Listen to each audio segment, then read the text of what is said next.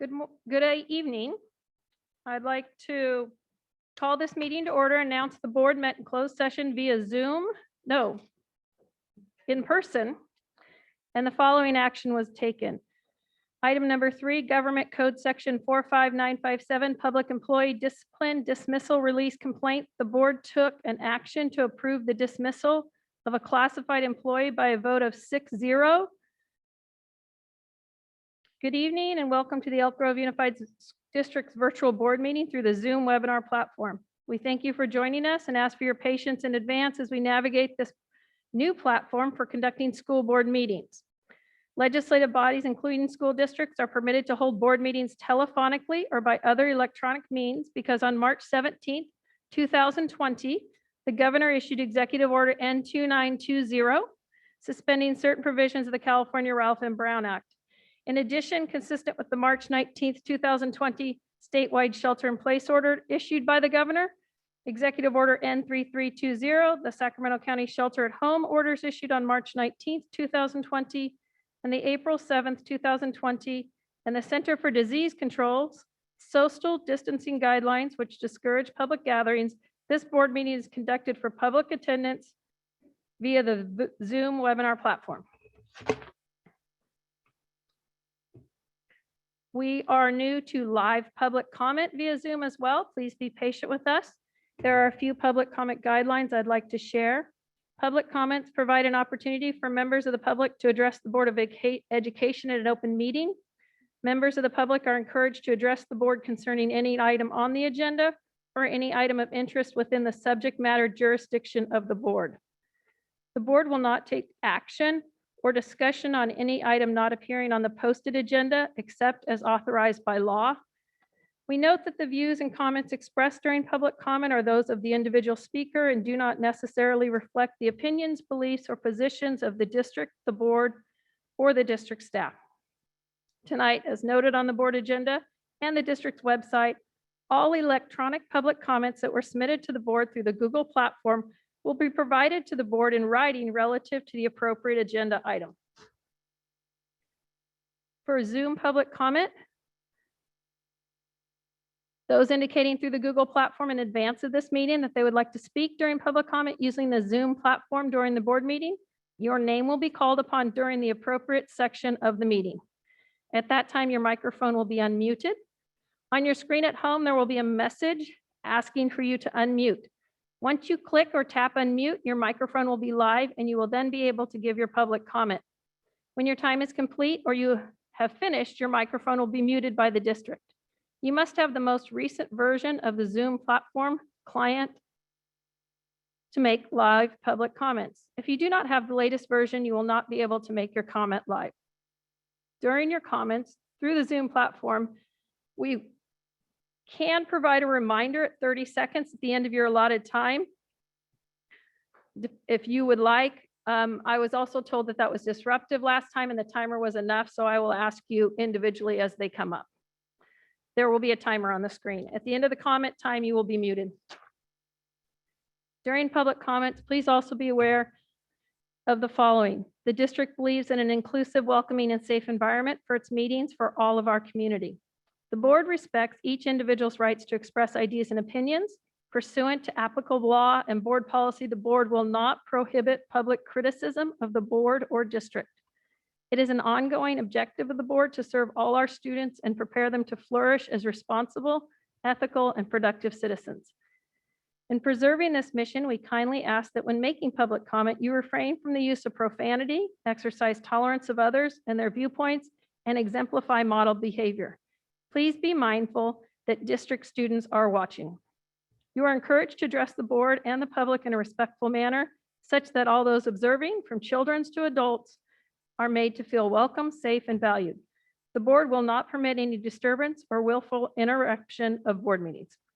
Persistent or excessive disruption by any individual or group shall be grounds for the board president to terminate the privilege of addressing the board. We appreciate the public's participation and your assistance in helping the board keep its meetings efficient, effective, and respectful. Please be advised that everyone participating via Zoom webinar is muted and all board member votes will be by roll call. Members of the board present tonight are myself, Board President Beth Albiani, Board Clerk Crystal Martinez Alira via Zoom, Board Member Nancy Cheris Espinoza, Board Member Carmine Forcina, Board Member Gina Jamerson, Board Member Tony Perez, and Board Member Sean Yang. Welcome to our newest board members in their first in-person board meeting. We're happy to have you here tonight. In addition, today's Zoom webinar meeting is being video recorded and will be available on the district's YouTube channel. We will always start with the Pledge of Allegiance, and Mr. Riley has volunteered to lead today. Thank you, Mr. Riley. Good evening. Please stand. Salute. I pledge allegiance to the flag of the United States of America and to the republic for which it stands, one nation, under God, indivisible, with liberty and justice for all. Thank you, Mr. Riley. We always start with the best, and the reason we're here, our high school student board representatives, hearing from our students. Cosumnes Oaks and Monterey Trails High School is tonight. Mr. Murray, would you please present? Thank you, Madam President, members of the board, Superintendent Hoffman, and Ms. Avalos. Tonight, we're going to roll video from our screen here and hear from Cosumnes Oaks High School and Monterey Trail High School.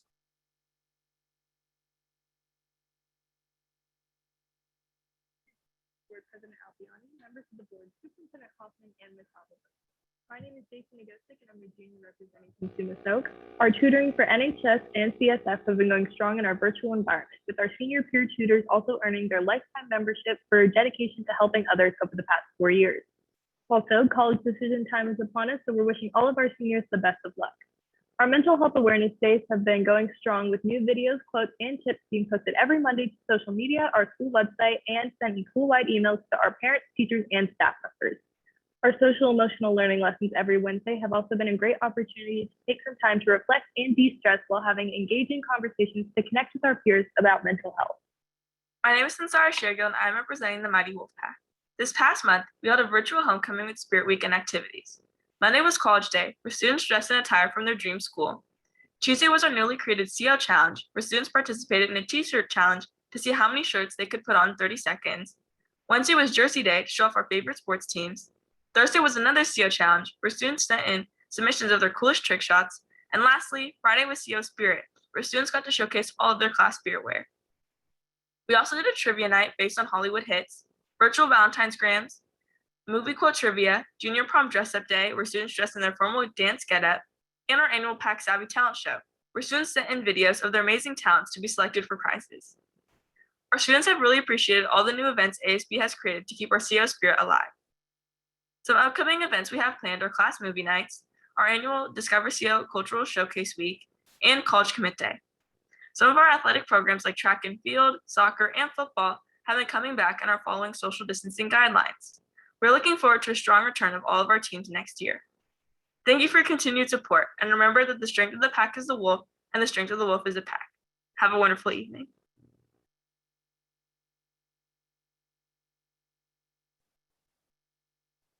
Good evening, Board President Albiani, members of the board, Superintendent Hoffman, and Ms. Avalos. I'm Sophia Rubio, current ASB President, and today I am accompanied by Brianna Yates-Dorman, the current ASB Vice President. As we approach the end of the school year, Monterey Trail continues to find ways to build community and defy obstacles as we move through this pandemic. Among our students, academic success is highly appreciated and constantly recognized. Each term, ASB distributes Academic Renaissance, which we have turned virtual following distance learning. With Renaissance, over 66% of our students have earned rewards for their academic achievements. We're also proud to have community support from SoMe and Leatherby's, who are currently offering discounts to our Renaissance students. Our second virtual honor roll night recently premiered via YouTube, and students were highlighted who received honor roll or honor roll with distinction for grades earned in terms 1 and 2. Additionally, those students received certificates during our textbook distribution. We are happy to report that over 36% of our student body qualified for the honor roll with a 3.75 or higher GPA. Maintaining student unity is a struggle through distance learning, but we haven't given up. Students and staff were offered the opportunity to send messages to other students with our winter grams before winter break. This was such a hit that our link crew then followed up with Valentine's grams, almost doubling the amount of messages to about 1,300 Valentine's grams.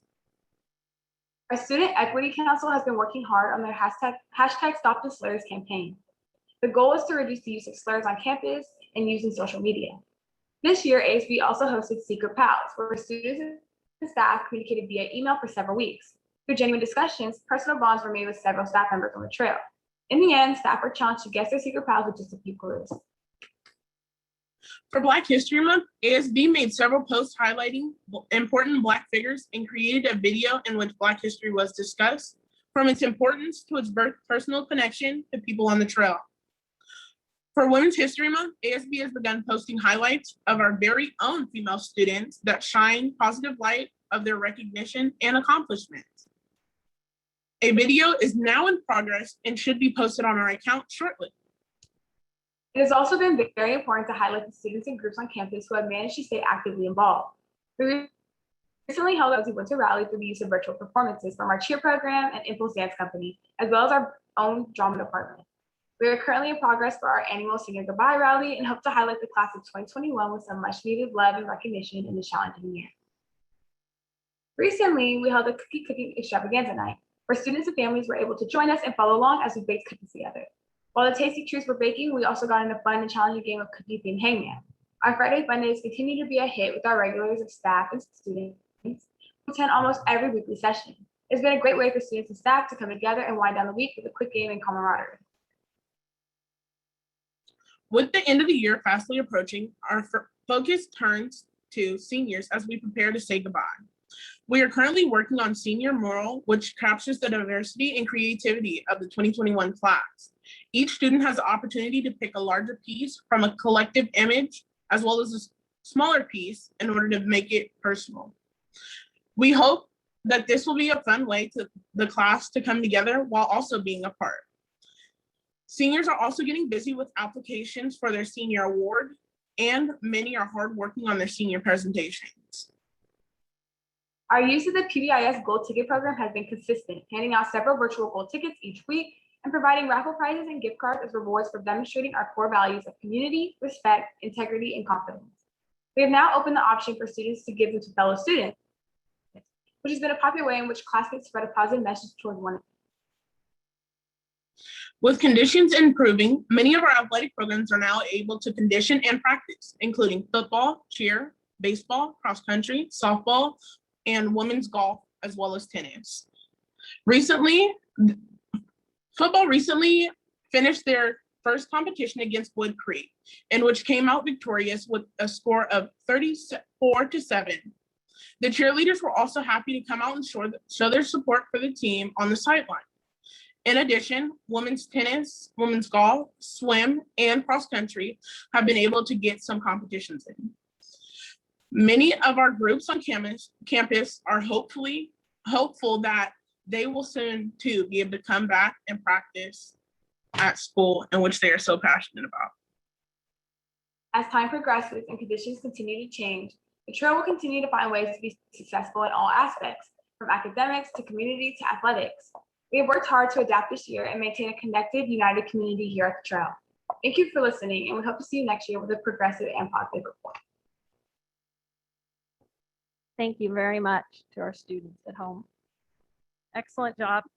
Our next item is a recognition of Toby Johnson Middle School students and coach, Mr. Murray. Thank you, President Albiani, members of the board, Superintendent Hoffman, Ms. Avalos. Tonight, the board is asked to recognize the Cyber Patriot team from Toby Johnson Middle School for their achievement at the state and national Cyber Patriot events. The Cyber Patriot program was created by the Air Force Association to inspire kindergarten through 12th grade students towards career in cybersecurity or other science, technology, engineering, and mathematics STEM disciplines. At the center of the Cyber Patriot program is the National Youth Cyber Defense Competition. This competition puts teams of high school and middle school students in the position of newly hired IT professionals tasked with managing the network of a small company. During competition, teams are given a set of virtual images that represent operating systems and are tasked with finding cybersecurity vulnerabilities within the images and strengthening the system, all the while maintaining critical services. Teams compete for top placement within their states and regions. Toby Johnson Middle School Cyber Patriot Team, Cyberbots, advanced from state competition round in January to the national semifinals in February and to the national finals in March of 2021 in the Cyber Patriot National Youth Cyber Defense Competition, where they finished in second place nationally. At this point, we'd like to recognize Toby Johnson Middle School coach Ryan North and the Cyberbots team for their outstanding accomplishments. Team members are Noah Bond, William D. Anda, Nathan Lee, Caden Liu, Pratham Rangwala, and Priyam Rangwala. Frame certificates for the students and coach are on their way to the school now. Thank you very much. Excellent job. Congratulations. Our next item is resolutions, high school voter education weeks. Ms. Soriano, are there any public comments on this item? Madam Board President Albiani, there are no members of the public wishing to speak on this item. Thank you. Will you please present the item? Yes, thank you. The right to vote is a fundamental underpinning of democracy, one that must be personally cherished, practiced, and championed as a critical civic duty. And whereas voting is the cornerstone of a free, peaceable society that allows individual and community expression as to who will rightfully lead a particular body of the governed, and whereas becoming an educated and committed voter is an important act of an engaged citizen willing to take action at the ballot box to impact the direction of their neighborhood, community, and nation, and whereas focused education, outreach, and registration efforts are vital to attracting new voters to the process and increasing election day turnout, especially among younger voters and the traditionally underrepresented who bring new life, energy, and perspective to the issues. And whereas just as the act of voting is such an important part of civic life, so too are the traits that make for an educated voter so critical. Traits such as discernment, thoughtful deliberation, fair assessment, and the desire to be fully informed on the issues before casting a ballot. And whereas by reaching out early and often to students, we can help them develop these traits and nurture a strong and lasting appreciation for the value of their individual vote, as well as the enormity of each and every vote, take collectively to influence the course of elections.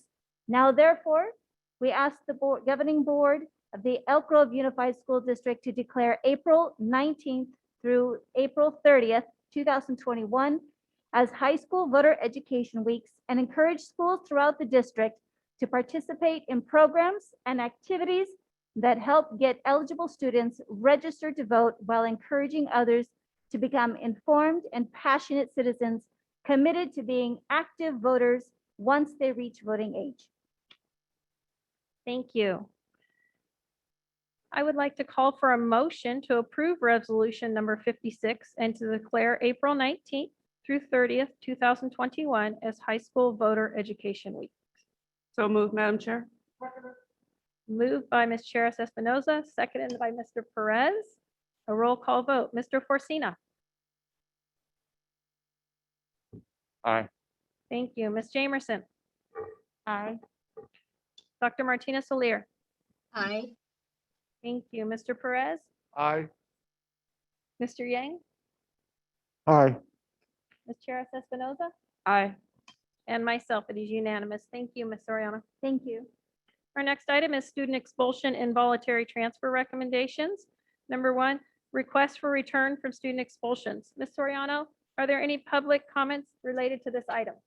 Madam Board President Albiani, there are no members of the public wishing to speak on this item.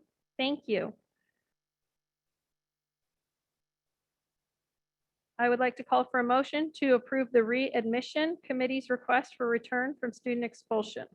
I so move. Moved by Mr. Forcina, seconded by Ms. Jamerson. Roll call vote, Ms. Jamerson. Dr. Martina Solir, Aye. Mr. Perez, Aye. Mr. Yang, Aye. Ms. Cheris Espinoza, Aye. Mr. Forcina, Aye. and myself. It's unanimous. Thank you. Next is public comment. We have 49 public comments tonight, 5 Zoom. At the board's direction to hear them, we will read them in the order received. Due to the number of comments, we need to vote for a 2 or 3 minutes per comment. Ms. Jamerson. 2, thank you. Dr. Martinez Alier. 2 minutes. Thank you. Mr. Perez. 2 minutes. Thank you. Mr. Yang. 2 minutes. Thank you. Ms. Chair Espinoza. 2 minutes. Thank you. Mr. Fortuna. 3 minutes. Thank you. And I am for 2 minutes. That is a 6-1 vote for 2 minutes. We need to have a second vote. What have we scheduled for this? We have 20 minutes is the custom. We have been doing 40. We could do 30. Today's been a long day already. Mr. Fortuna. I'm sorry. I'm asking the board's will and how long we'd like to do public comment. Oh, for me, I'd go ahead and listen to it. You'll take the longest. I I'd take the understand. longest. Thank you. Ms. Chair Espinoza. Could you tell us again the total number of comments? There are 49 comments. We are saying 2 minutes each, and we could do 20, 30, or 40 minutes. Wow, 30? 30, thank you. Mr. Yang, 40 minutes. thank you. Mr. Perez, 40 minutes. thank you. Dr. Martinez Alier, 30 minutes. thank you. Ms. Jamerson, 40 minutes. thank you. And so I will go with the group. We are 5-2. We'll do 40 minutes starting now.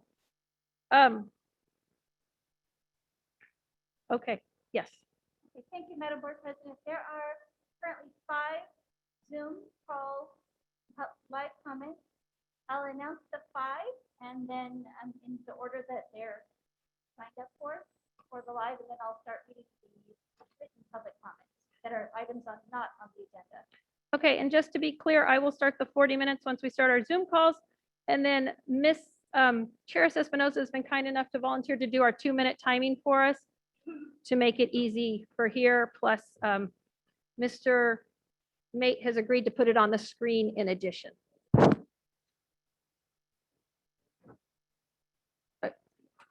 Screen timer for the Zoom, and Ms. Charis, can you do the screen timer for the written? No? Okay. Okay. Ms. Charis Espinoza will do the 2 minutes for the written. So for the live comments, we'll start with Becky Crozier, then we'll go to Crystal Dunn, then Joel Boyd, then Miss Laureen Pryor, and then Ahmad Khan. Thank you. So Becky Crozier first. Hi, can you guys hear me? We can, thank you. Okay, thank you so much. I wanted to start by first saying thank you for the progression we've made of getting the kiddos back into the classroom, starting with the 2 days, now with 4 days. I am happy to say that I've already noticed a difference with both of my kids, and I look forward to getting to a place where they're not, not doing the Zoom in the classroom. But I'm grateful and thankful for the steps that we're taking. I wanted to call in today because I am still feeling really concerned about the possibility of distance learning being a main option for next year for those families who it is just not the right fit. And I think the biggest concern that I have right now is that we still haven't gotten a solid plan. And I know that we've been told that it will be announced by June 15th, but I'm really hoping that the board, the district office can send out some kind of communication to urge, or I guess not urge, but to alleviate the fears that some of us parents are feeling about the possibility that distance learning is still a very real option for next year. I understand that you need to have multiple options for all the different needs of families, and some families may not be ready to return, but based on the fact that we should have a full 5-day-a-week, full day option for next year, I really, really encourage you to share what that's going to be sooner than June 15th, so that families can make appropriate decisions made, if they want to look at private school or other options outside of the district, that gives them ample time to do so. I know for my family, my kids need to be in school full time, and it would just be great to have more time to get a plan together for the upcoming school year. Thank you so much again, and I look forward to hearing more from you guys. Thank you. Thank you. Crystal Dunn. We're waiting for Crystal Dunn. Joel Boyd.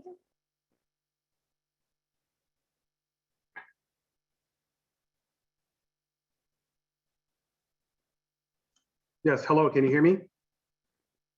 Yes, we can. Thank you, Mr. Boyd. Okay, I'm representing the Elk Grove Unified School District Prayer Coalition. On March 23rd, Trustee Espinoza finally agreed with Trustee Forcina and made a motion that was unanimously approved by all board members to hold a public discussion on returning to school 5 days a week, yet it is nowhere on the board meeting agenda.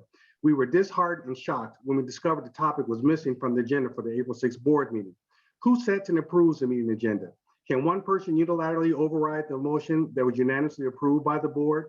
This decision demonstrates a severe lack of and no sense of urgency to have a public discussion to return to school for full in-person instructions 5 days a week. If you further delay having a public discussion on how to safely return students and teachers to school 5 days a week, our children will continue feeling alone and isolated from a lack of community engagement, which many studies have shown leads to academic regression, childhood and adolescent depression, obesity, and self-harm. Our children of color are further harmed by this. The concurrent model was designed to be able to pivot when needed. Our district's pivot is a 6-month-long painful turn with no consideration for the well-being of our children. Beginning next week, large group gatherings are permitted in Sacramento County, including concerts, yet our children cannot attend a regular school day. Doesn't make sense. Neighboring school districts figured out how to reopen schools and return to 5 days a week in-person instructions in far less time than it's taken our board to even place the topic on the board meeting agenda for discussion. Our district has a June 15th date for determining the reopening model for 2021. This timeline leaves families in a lurch, unable to plan or adjust work schedules, secure daycare, or mentally prepare our children for what's ahead. Why do we need these extensive plans for a plan to plan a plan? What is the downside of keeping your word? Thank you, Mr. Boyd. Maureen Pryor.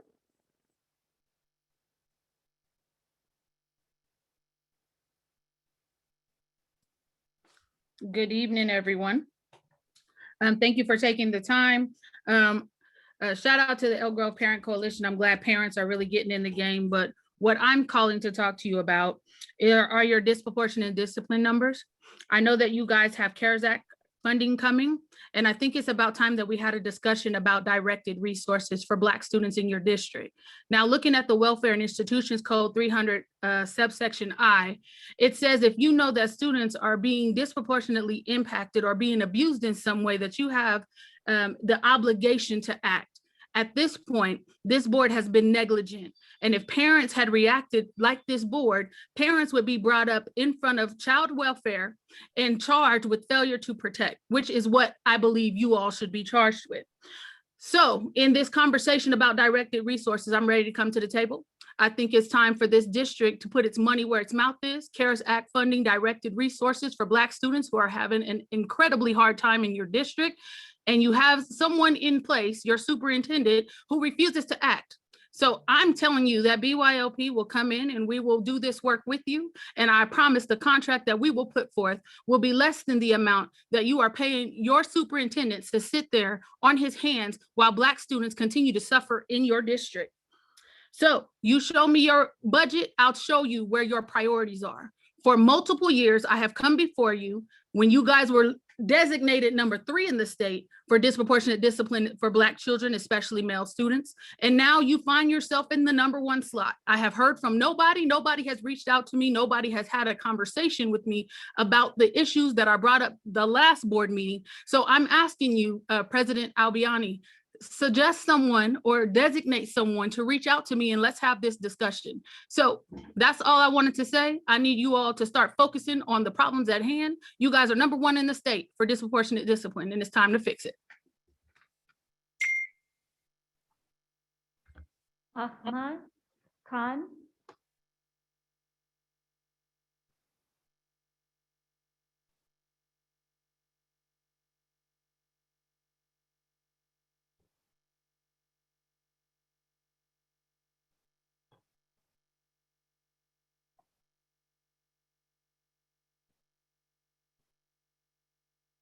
Do we have him on screen, Mr. Mate?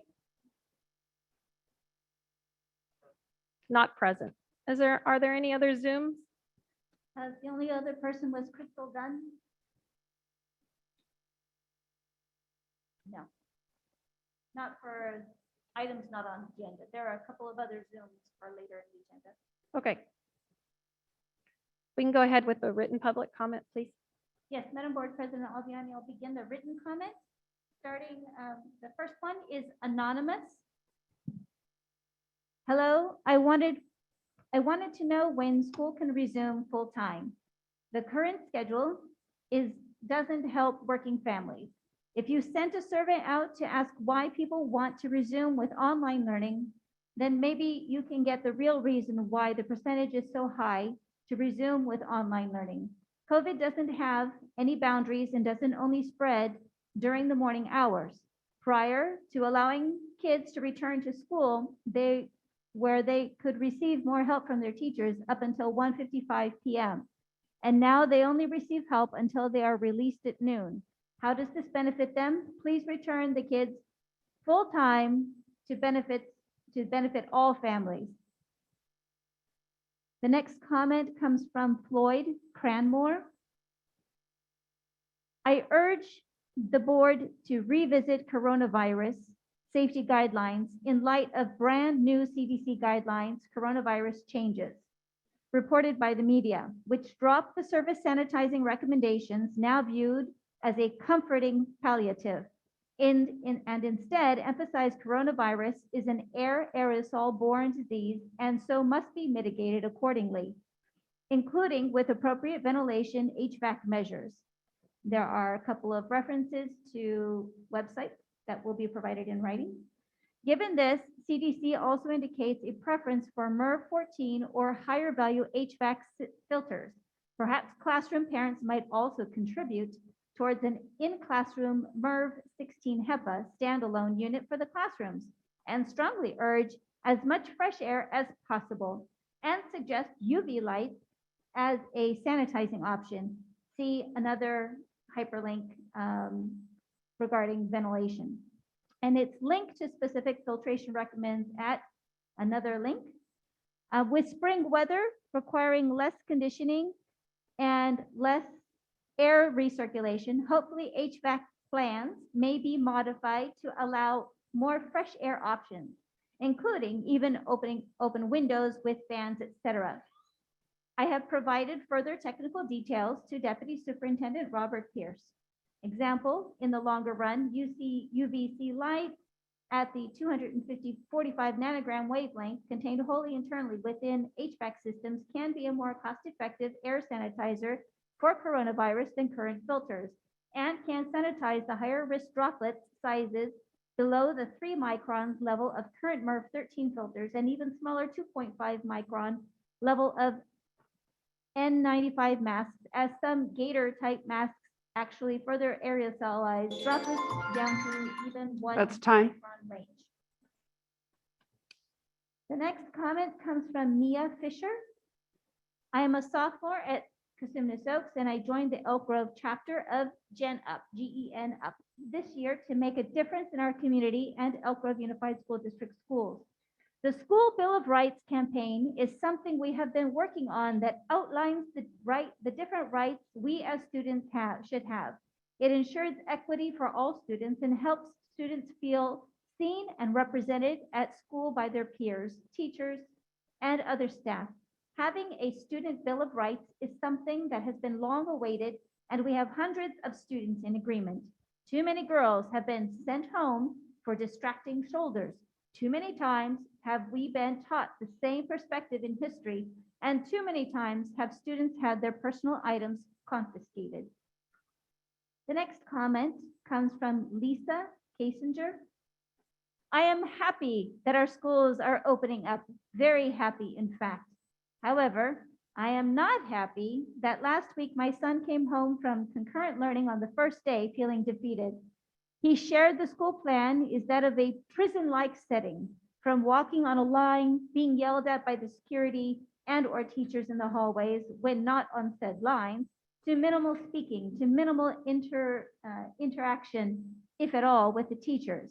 No congregation of any kind, no meals together, no socialization, walking around the entire campus in a one-way pattern when their next class is 2 doors down. Dystopian-like environment, setting and feeling horrible about school overall. My husband works in the prison system and he shared that his inmates or the inmates get better treatment than this. This is not acceptable. Our schools should be providing a positive learning experience where our children can flourish with their education. This is not it. My son has chosen to go back to distance learning because he did not like how he felt non-existent, not because of COVID-19. He feels safe because he can go to the bathroom when he needs to without being told to wait as the school is discouraging use of the facilities. He once loved going to school to be able to ask questions when he doesn't understand something, but now the teacher is not looking at the class in front of them, but a computer screen. He once felt a priority and important to his teachers. Now he feels like he didn't even exist. And he was right. He was right in front of them. The next comment comes from Heather Fruda. I would like to know about the kids going back to school full time. Other districts have figured this out. Why hasn't Elk Grove Unified School District? And why can't the kids play on the play set? Parks are open. They have masks on, and they only go to recess when their class, with their class, so the cohorts do not interact. Also, with such small cohorts, social distance of 3 feet shouldn't be an issue. Lastly, I fully believe that EGUSD enrollment will go up once the schools are opened up. I fully believe EGUSD is the best around, but right now they're failing the kids miserably. The next comes from Julia Butts. Our mission statement is to provide a learning community so all students realize their greatest potential. Most of my students who returned to school this past week commented to me how much easier it was to learn in the classroom without the distractions and technical problems of learning at home. I urge you to open schools 5 days a week with preferably normal school hours. Elementary students can eat their lunches in the classrooms like they did for years if lunch is an issue. There is no reason students shouldn't be in school 5 days a week if they are able to return 4 days a week. I have seen such an improvement in my daughters and students' mental health since returning to school for class and sports. Make the responsible choice and immediately open schools to a full day every day for students who want to return. This would also help working parents send their children back to school. Next comment is anonymous. As an EGUSD teacher and a parent of 3 children in EGUSD, ranging from grades 3rd through 8th, I am seeing that distance learning is not working for many students. I am seeing this pattern in my classroom and at home. Students are falling behind. It should be a concern now that we are finally back in person. Teachers should not be doing Zoom in a room either. This is not beneficial to students. The districts and teachers have the ability to set up the technology so that the students in person are not on Zoom at all. I know I've done this in my classroom. My in-person students have spent a collective 0 minutes on Zoom for their in-person learning. They are happier and they are learning. My best participator last week was a student who has been rapidly falling behind due to inability to pay attention on Zoom. In the short term, I've had students in person. I have been able to correct math inaccuracies I never could on Zoom. In one day, math became easier for many students because I could help them correct their errors immediately. I've already seen improvement in students. Kids should be in school 5 days. We are doing them a disservice by being the only district in the region that has not yet gone back even 4 days in person. All teachers have had the opportunity to get vaccinated. Please get us back in the classroom doing the job we love every day, all day. Thank you. The next comment is anonymous. Please require all district teachers and staff to include the name of their school in the subject line for all emails. We have 3 children in 3 different schools and typically receive over 10 school emails per day, many with no identifying information as to the school the email is coming from. This leads to a great deal of confusion and research to determine which school the information in the email pertains to. Placing the subject line would go a long way toward helping parents identify and sort their emails. This next comment is anonymous. I knew I must have been dreaming when I watched the board unanimously vote to discuss a full return to school. What happened to that agenda item? I'd expect that to be the first thing and most important agenda item to discuss this meeting. Can someone on the board please tell the public what happened to that agenda item? There's nothing, I repeat, nothing more important for the board to discuss other than reopening schools. Haven't you wasted enough precious time already? Our children are rapidly sinking on the Titanic. District leadership is giving all the lifeboats to EGEA, and you're just allowing it to happen. Don't worry, kids, we'll be back for you when it's safe. I have no idea how you sleep at night. I fully support legal action against all of you complicit in continuing to keep schools closed. Why is there absolutely no sense of urgency among you to publicly pressure the district to offer in-person learning to the greatest extent possible? It is well past time for a return to real in-person learning. The concurrent model is still 100% distance learning. Just because kids can go to the classroom to do it doesn't change the fact it's substandard, unnecessary, and harming our children. I've spoken to dozens of teachers and they hate it too. The science and evidence are clear. Closing schools last year was a reasonable reaction to an impossible set of circumstances, but it was a mistake, and that mistake will stay with us until we admit it. Undo the mistake. The next comment comes from Debbie Witt. Parents of seniors want an actual live graduation this year. You've had a year to plan something for our seniors, so let's make it happen.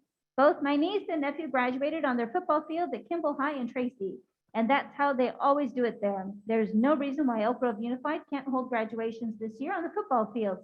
Schools like Franklin High School that don't have fields with the spectator seating can hold the graduations at their partner high school. If we need to, we can split the seniors into 2 or 3 groups to make sure we can separate them by the new 3 COVID rule. Each student should be allowed to have at least 2 people attend. Our seniors have lost so much this year. We owe them a real graduation. We can do this. And another one was entered by Debbie Witt. Our seniors did not get their junior prom last year, but we can give them a night to remember at their senior ball prom this year. My daughter and I just watched a news story on KCRA yesterday about Concord High School in Concord, New Hampshire. The leadership students there got together and planned a COVID-safe prom ball for their seniors only. I can forward the information video if you haven't seen it yet. It involved fabulous planning by the students and great problem-solving skills. I have also forwarded the video and information to the activities director at Franklin High School. He mentioned he had seen the video and has been trying to get a prom ball for our seniors to no avail. He would like to schedule Franklin High School's prom and ball for seniors in May. We just need permission. We can have a safe senior prom or ball for our seniors, for all the students who've missed out on both the end of junior year and their whole senior year. Let's do this. Give them a chance to experience this special night that they'll remember forever. The next comment comes from Robert. It appears that the Folks Ranch School exterior lighting pattern has changed in the last few weeks. The change in lighting pattern, in my opinion, creates substantial glare and light pollution. The glare created exceeds that may be observed in a typical shopping center, such as the shopping centers located at Laguna and Franklin. Light continues to travel unless interrupted by an object or diffuses through air dispersion. For example, sunlight travels about 93 million miles as we teach our children. Therefore, care is required to determine light direction, distance, and impact when mounting floodlights on the exterior of a building to not create nuisance through light pollution. The issue for me is even though my house is approximately 1/4 mile from the light source at the school, the lights create the appearance that headlights are pointed at my windows and the light is intense enough to create shadows within my house. I have attempted to contact the EGUSD but have not had any voicemail messages returned. Even for someone to simply call me back and say I may not have reached the right person and how can the EGUSD help me with my inquiry? City of Elk Grove instructed me to contact the school board and provided me the email link to the board member for Folks Ranch. I did send an email, but have received no response. So perhaps it's stuck in spam folder. The issue can be taken up or need not be taken up more time if someone simply contacts me at the following contact information. Thank you. The next comment is from Joe Smith.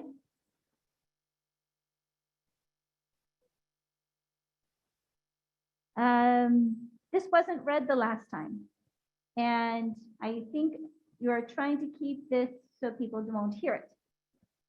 Mr. Perez, your behaviors and action during board meetings is embarrassing. You are not prepared for meetings, believe things are funny, and are clearly not and ramble on,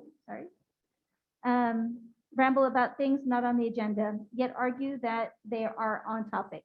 You constantly state how bad the district is and compare our schools to others, yet it appears you do not spend any time at your own schools or even meet with EGUSD people. Don't hate on Florin. The people voted you in. It's time to act like an elected official. Do your job. Be prepared. That does not ramble just to try and find something to say because this is not a game. Talk about things on topic. Don't just be there to be a pain in the read of everyone watching you and your fellow board member. You are making yourself and the EGUSD look bad. Be the person people voted for. Be the elected official everyone deserves right now. The next comment comes from Angela. Hello, I am a parent of a 7th grader. She has recently returned to school last week and will participate in the 4 days starting next week. Please strongly consider a return of full 5 days a week and do away with Zoom in the room. Why do the kids in the class have to have their computers on when they are there live in the classroom? Have the teachers teach the kids at home on Zoom and the kids in the classroom can follow along without having their headphones on and face in a screen. Also, please consider providing transportation to the children in the rural areas where walking or riding bikes to school cannot happen. We pay for it. Because I feel it is so important for my daughter to be in school, I am taking vacation sick time every day my daughter is in school to drive her home, then back to work. There has to be a way for you to figure out transportation for the outlying areas. I am also asking that you figure things out for next year sooner than later. We as parents need to know how we will treat next year in regards to school. If 5 days a week full-time, no Zoom is going to happen, please be transparent with the parents and let us know now. When we leave a comment, it would be nice to get a response from the board members. There is never an answer or comment when we are communicating with the board. Thank you. This comment comes from Heather Fuda.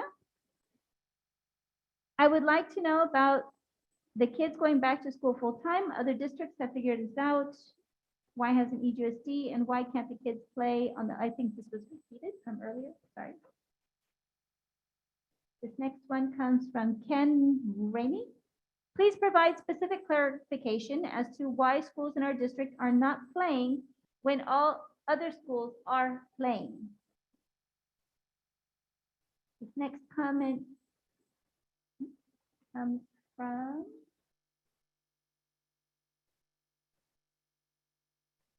sorry. Ben Ramsey, I believe it was.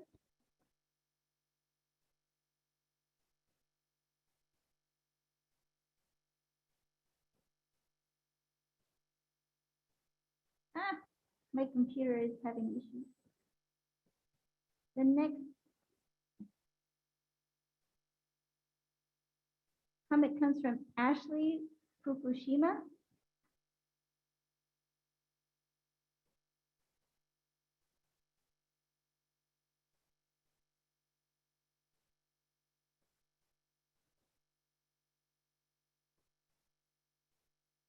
Please provide a response to when indoor sports will be approved.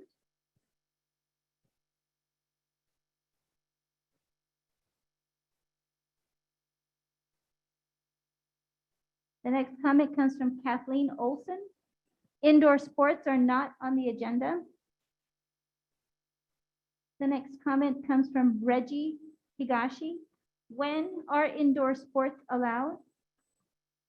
The next comment is from Vonda Long.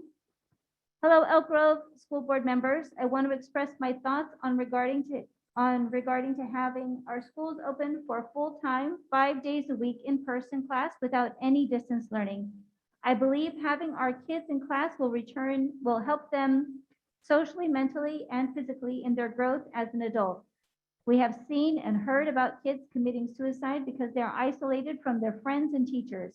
I truly believe kids need to be in school to help them, not only for educational purposes, but to help shape them as an adult. I still remember my third grade teacher, Miss Ma, helped me on multiplication. My middle school teacher, Mr. D'Angelo, who worked with me during my lunchtime to tutor me on algebra. Finally, my high school AVID teacher, Mrs. Brugger. She helped me find so many resources to apply for colleges because I was the first person from my family that was going to college. And Mrs. Nishimura, my history teacher, who taught me to love history. I believe they all helped me in shaping who I am as a person, and without them providing me the in-person time to teach me, I believe I might be a different person. So I want to explain how important full-time, 5 days a week in-person class is. So important because today's kids are our future. In addition, having to interact with friends are so important, as well as kids' mental and social abilities as well. If we are not able to teach, help, or develop our next generation, then how will they continue to serve our community or our country well? Thank you for taking the time to read and hear my comments. The next comment comes from Linda Hess. Indoor sports, let them play. The next comment comes from Albert Johnson. I'm a parent of a 14-year-old freshman at Laguna Creek. Playing sports has been critical to his emotional and physical health. Removing that connection for a year has been detrimental for many reasons. We're seeing many school districts adopt a way to get back to indoor sports. Why can't we? The next comment comes from Michelle Claro. I would please like to have indoor sports as a topic that needs to be addressed. My son is a sophomore at Franklin High School, and I have been extremely hopeful, positive, and motivated to start basketball season during this pandemic. He has attended Zoom conditioning held by the coaches and recently started to participate in outdoor conditioning as well. All in hope season will start soon. With the numbers of COVID cases decreasing, California being the lowest, the plan to fully open up California, vaccination increasing, and public awareness of the importance of mask and hand hygiene, I believe our students should have the opportunity to resume back to indoor sports. Students have shown that high school students, athletes, who have been sidelined by the pandemic are suffering from high rates of anxiety and depression, feeling socially disconnected and unproductive. For coaches and students, this is a positive influence in their lives. With proper precautions and guidelines in place, I believe we can all move forward in bringing indoor sports back for our student athletes. Michelle Caro. The next comment comes from Aria Shergill. The Student Bill of Rights is a document that will uphold and protect the rights and freedoms of EGUSD students. It is absolutely needed to promote a better and more equitable environment for all students, regardless of their identity. One right I would like to highlight within this bill is the right for students to have access to an unbiased and non-Eurocentric education. Our textbooks, often afraid of disturbing children, fail to show the true nature of subjects such as colonization, slavery, racism, and the civil rights movement. They may also paint the wrong picture of other countries, cultures, and religions, completely getting the facts wrong, oversimplifying, or purposefully writing from a perspective where America is the hero. As a ninth grader in the EGUSD, I believe it necessary to teach real accounts from history without sugarcoating them in order to truly learn the valuable lessons they convey. The next comment comes from Tinsei Birhanu. Hi, I hope you're all having a good evening. As a high school student, I wanted to share my thoughts on the Student Bill of Rights that we currently have in place in EGUSD. I think we should take action to modify the Student Bill of Rights in a way where it addresses the concerns of students and establishes the rights that need to be maintained in a school environment. So many students have experienced unjust treatment from teachers or by their peers and aren't knowledgeable of the rights that they have. For example, teachers and staff should be trained on how to de-escalate situations and work with counselors to find the root problem that might have caused a situation with a student, rather than suspending them because having them miss school doesn't benefit anyone in the long run. This is only one of several issues that need to be addressed. I'm part of Gen Up, where we work towards educational equity and policy reform in the district level.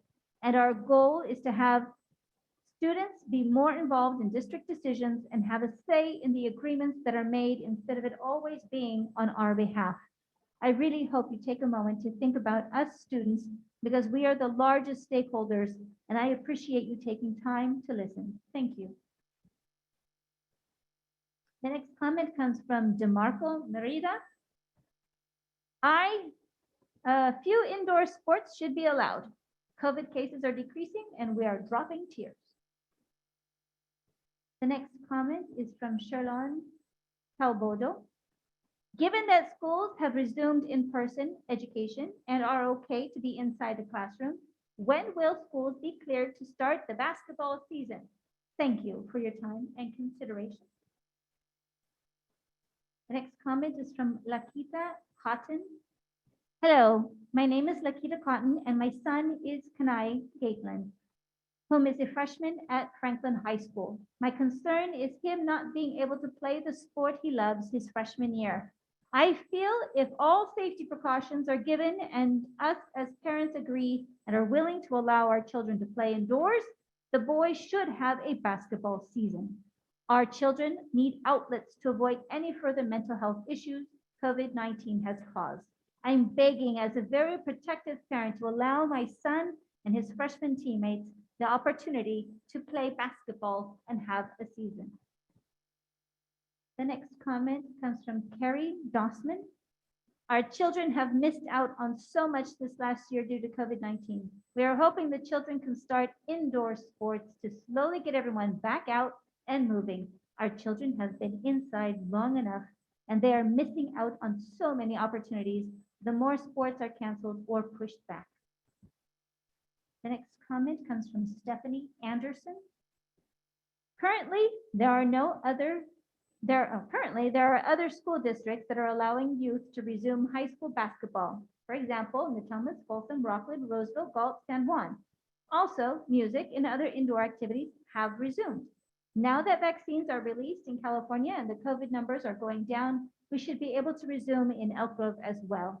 It would truly benefit our Elk Grove youth both mentally and physically as they have not been able to participate for a long time now. I respectfully request that you allow our youth an opportunity to partake in this year's high school basketball school season. Thank you. Sincerely, parent of high school students.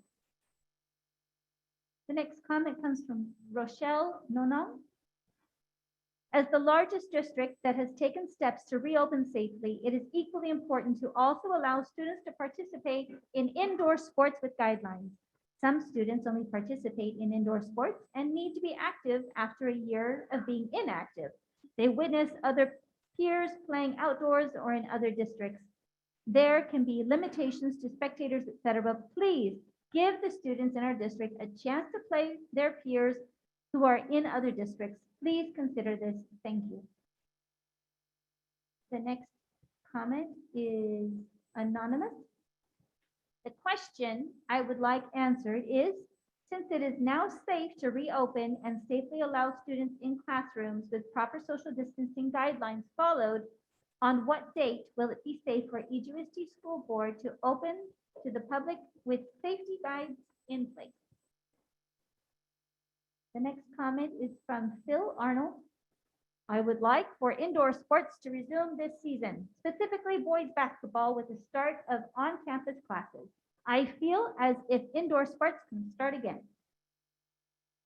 The next from Romeo Dizon.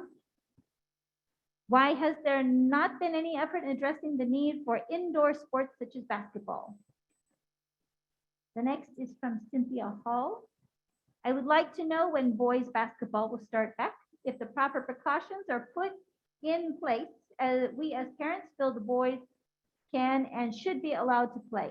They can wear masks when not on the court and test regularly. The next is from Miyoko Chabodo. I think I read this one already, but we were recently informed that students now have the opportunity to return to person for up to 4 days. There was an announcement today that the governor plans to have the economy fully opened in 2 months.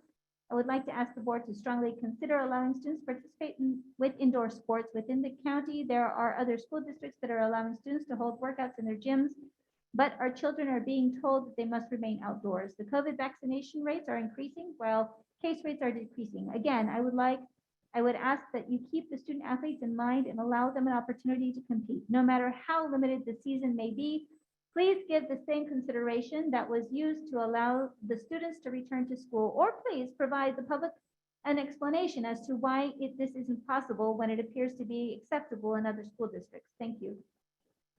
The next comes from Jacqueline McCafferty. I believe the Student Bill of Rights should be changed because it represents the rights we have as students. Many of my fellow students don't know about these rights and why they should be changed. I think one of the most important rights is students having the right to freedom of speech and expression. The right is overlooked a lot, especially in young girls dealing with their dress code. Many girls have to feel uncomfortable in their own skin because they're constantly being objectified. It is a double standard, and taking girls out of the classroom because they are distracting is embarrassing and a double standard. I think students should be more involved in choosing what rights we have, and we can address our own concerns. Thank you. The next comment comes from Miriam Nikayan. The Student Bill of Rights represents the rights of all students. Currently, many students aren't aware or knowledgeable of their rights. For example, freedom of speech and expression are often overlooked by teachers and students need to be aware of this to ensure equity on our school campuses. Currently, my team members and I in GenUp are working on how we can improve the Student Bill of Rights to ensure that all students' rights are represented and their voices are heard. Thank you. The next comment is from Lisa Stanley. I am with Black Youth Leadership Project, but also a very concerned community member. In the last report, Suspending Our Future, Elk Grove is #1 in its disciplinary actions against Black students. This is unacceptable, and we are here to be our students' voices. As an ally to the Black community, I've witnessed and hear from my support network youth experiences at the hands of teachers and staff of daily microaggressions toward Black students. These alone are meant to damage and kill our youth spirits and not isolated incidents.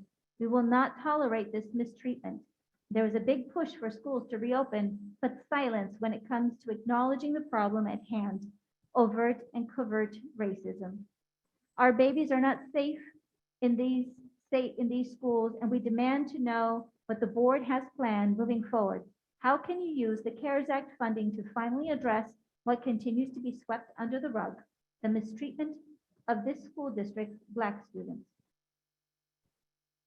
The next comment comes from Etoya Roberts. Please help student. Be our last comment. There are two comments. Go ahead, please.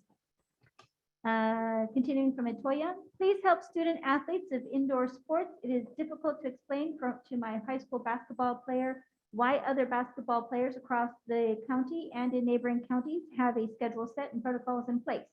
For some, games are scheduled to begin April 19th. It is unfair. At this point, our student athletes of indoor sports have heard nothing from the district. Our athletes deserve answers. And the last comment is anonymous. Board members, please consider allowing student athletes the option to participate in indoor sports. As schools and businesses open up in our community, student athletes and their families should be provided the option to opt in for an indoor sports season. Club sports have demonstrated that indoor basketball can be conducted safely using the recommended safety protocols. Please consider all the benefits basketball and other organized sports offer to the athletes, as well as the entire school community. Thank you. Thank you, Ms. Soriano. Our next item on the agenda is the consent. Yes, I'd like to make a comment. Tonight at the March 23rd board meeting and in prior board meetings, we have heard community members indicate that no one responds to them. At the March 23rd board meeting, it was once again stated that every communication is responded to. The board asked that it receive copies of those communications that were going to go out to the community members, and we were told we would receive them, which we have not. So I would ask once again that we receive the comments for the March 23rd board meeting, and that we receive the comments that go out to the community members that had questions for tonight's meeting. okay. You received you're asking to receive what we send back to the community. I understand that, but you did receive the comments in writing, did you not? That's not what I was asking for. Okay, I just am clarifying what I heard. So We you were want to- to, we were- hear I understand Okay, yeah, I would like to receive the the responses that are sent. district responses that go to the community members that are asking questions. Okay, understood. Just to, you hear me? Yeah, probably get a little closer. Okay, okay. So part of the piece is we have to make sure we're clarifying what we're responding to. So for tonight, as an example, we have a number of folks that want to know what's going on with basketball season and indoor sports. So in some cases, we will make a general announcement and follow-up to make sure that those folks, we may not contact each individual person to provide an individual response, but we'll provide a response that addresses those issues. In some cases, there are situations that are very specific to an individual person. And so we can provide responses, but the idea that we would provide a response to every single public comment after every single meeting on an individual basis. I don't know that we've had that conversation and direction from the board. We'd have to figure out that's something we want to do on a regular basis. I believe we had that discussion at the March 23rd meeting. I think that's done. And just say you reaffirming the need to do it again. I heard a comment from a single board member that said they wanted that. I don't want to get into play of words here. When it was brought up at the last board meeting, Mr. Yang said, yes, I'd like to have copies. Ms. Jamerson said, I'd like to have copies. Mr. Perez said, I'd like to have copies. It is not one board member. I think it's convenient to make that kind of a comment, but it was not one board member. We just got to make sure we're clear about what we're asking for. We do not do written comments for every single public comment. That's not what we currently do. We follow up with topics and we provide additional information with regards to that. Many situations are individual parent-student issues, and the principal oftentimes will be the person that will follow up with that situation. So we haven't been in a situation where we follow up with every single public comment and provide what the resolution was on every single public comment. Yeah, we haven't. But we can do that moving forward. I think there comes general themes come through very clearly. Are there specific ones you're considered about? Would a box added onto what they forward us that said sent to principal, addressed in Friday, would that fulfill your?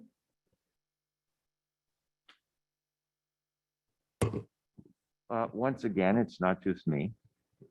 I don't know how to say that other than the way I've said it. It's not me. That's fine. What I'm trying would- to understand what But you what would consider well, for what you would though. satisfy me when we have members of the public ask questions, that's certainly one category of a question. What are we doing about opening schools? Because whatever that reason is, that's one question. When you have a community member like Lorraine Pryor talking about Black youth, and she says, I constantly ask and I don't get a response.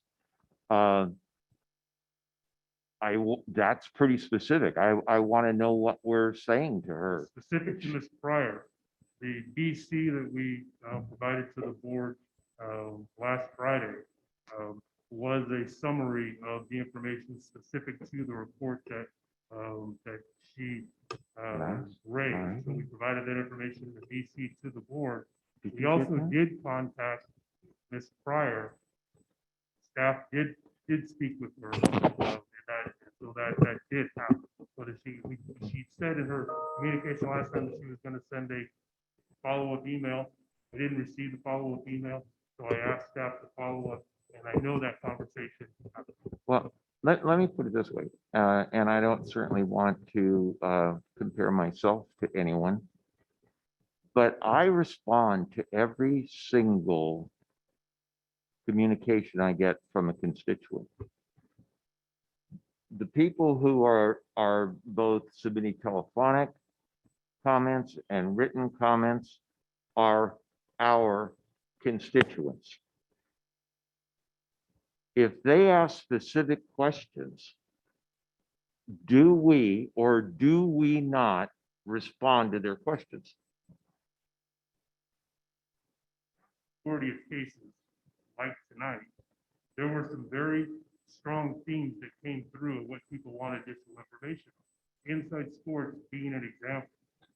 So we've already started that work, that communication is being done, but we will tomorrow, when we get together with cabinet, follow up to this meeting, it's going to be, okay, what do we need to do to clarify the information with regard to indoor sports? Now, where we don't go back and answer each individual item related to indoor sports, but we will put out a communication to clarify where we currently are and what are the next steps and what criteria need to be in place for the next steps to happen. That happens on a regular basis. We can share with the board. The board gets those communications. They're usually part of the Friday communication that goes out to the entire community. Many of the topics that we have there are in direct response to the questions that we get during public comment and or from board members during the week and or the dozens of emails that we get on a daily basis with similar questions. So the information that we get from our community drives much of the communications that we provide. I am not the person who said we respond to every communication. Do we or do we not directly respond to each of the individuals? No. I don't know how No. else to say. Well, that's what I'm hearing tonight. Yes, that's what I hear tonight. Does your office or others that you direct to respond make responses to the public? I think he said general themes are responded to through communications. Individuals that need follow-up are responded to by departments or principals. Correct.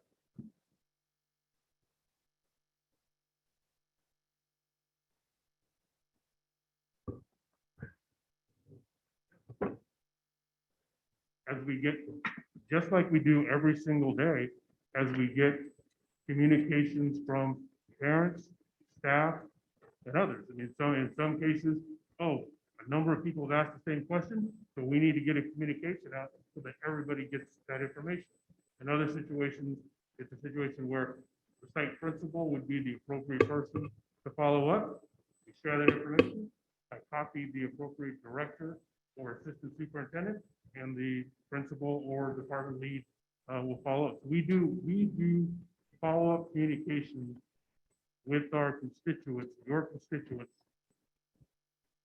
Every day. all day, every day. I'm sure you do, and we are not privy to those, but we are privy to these.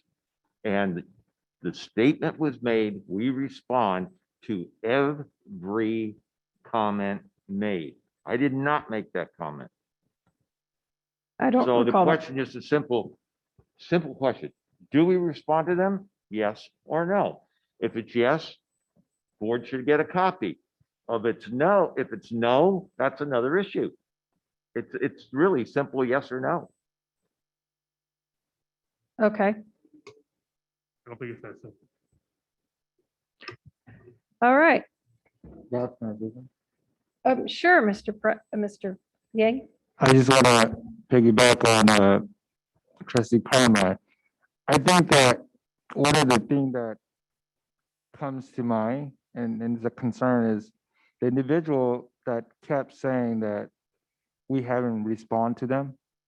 I think that we should take initiative to make sure that if we have to respond to them, send us a copy so that we know that Chris and the staff are responding to them. But if we haven't responded to them directly, I think that we should. Because if they repeatedly write to us and publicly stated that we haven't responded to them, and we don't have any proof that we have responded to them specifically to what they're asking, then we have failed our constituents. So I do see the concern that if the individual repeatedly asking us, we should respond to them individually. So the examples that I heard in public comment today, outside of Ms. Pryor stating that we didn't respond to a public comment, were that they hadn't got responses when they sent information to departments, schools, and or other individuals in the district. I didn't hear that we haven't responded to public comment, except in the one case. It was I sent the communication someplace and it got lost in a spam someplace. That was what I heard. I didn't hear that we're not responding with regards to public comment. Because the public comments generally are theme related. Back 5 days, open 4 days, basketball, make indoor sports event, and those are theme things that inform how we should provide it. And everybody sees the responses. The board, the entire community sees those responses because we send them out on a large scale. So And those I totally understand, Chris. I'm just referring to the individual that repeatedly mentioned in public comment that we are not getting back to them. So if we have an individual that does that, then we should make sure we contact them and inform the boards of the communication. That's all I'm saying. Okay, thank you. we're talking, for the board.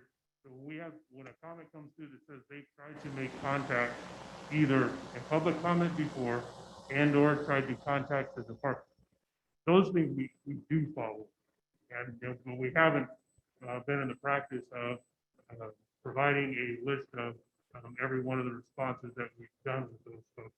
But I understand where now I understand what you're coming from with regards to people making a statement that they have made a comment and they haven't done it. All right. Mr. Perez.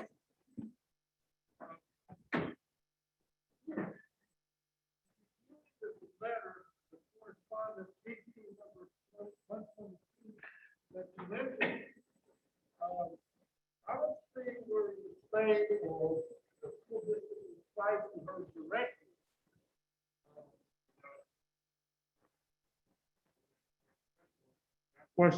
That question came up from a board member, as well as the topic came up from Ms. Pryor. So we sent the board a BC with all of that information. Right, I have that, we Right. have that. Correct. What I said was we made a phone call and spoke to Ms. Pryor. Okay.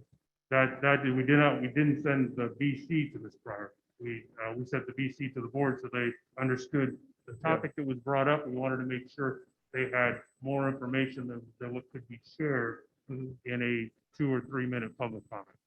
So, so that's what my concern was. I think we left out that you actually responded to her and also talked to her, or somebody within our staff. Staff. Okay, right? I think we should have had added that in this BC. In the future, if you'll just add a line that you've reached out to her, please.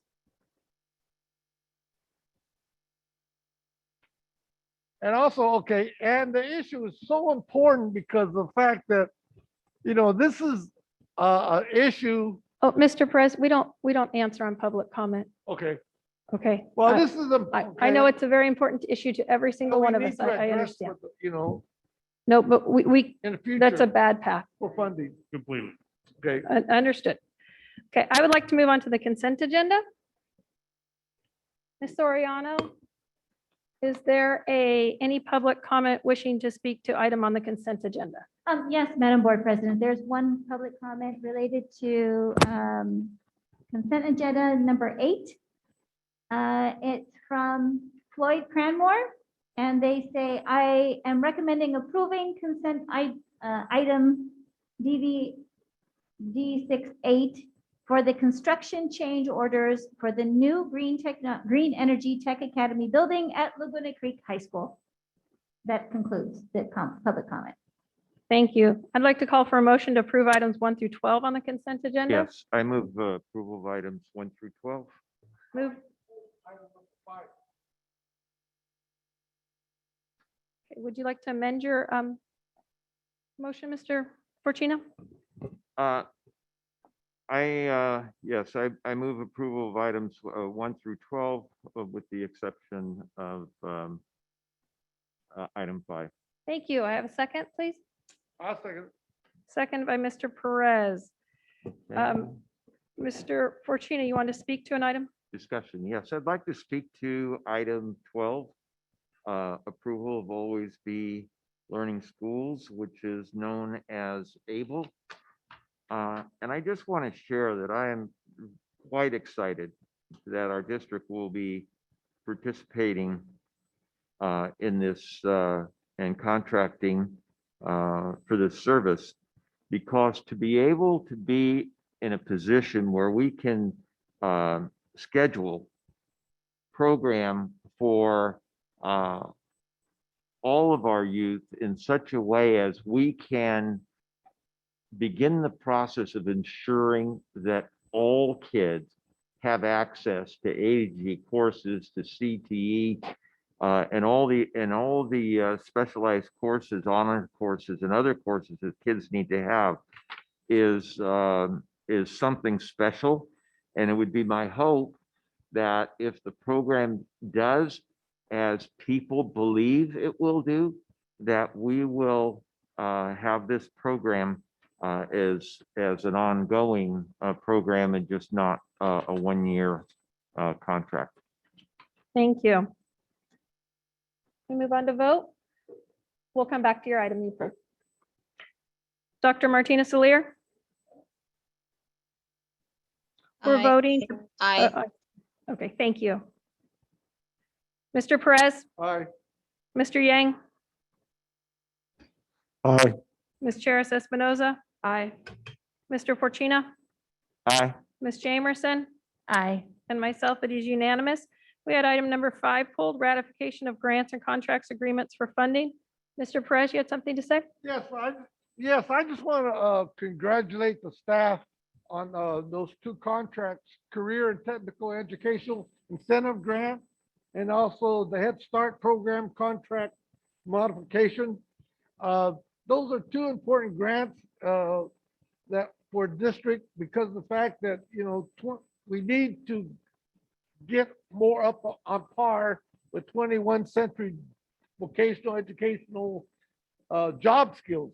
And that's a very important issue that, this community needs, because of the fact that we're not in Silicon Valley, but we need to get up at par with these particular everyday changes of technical education.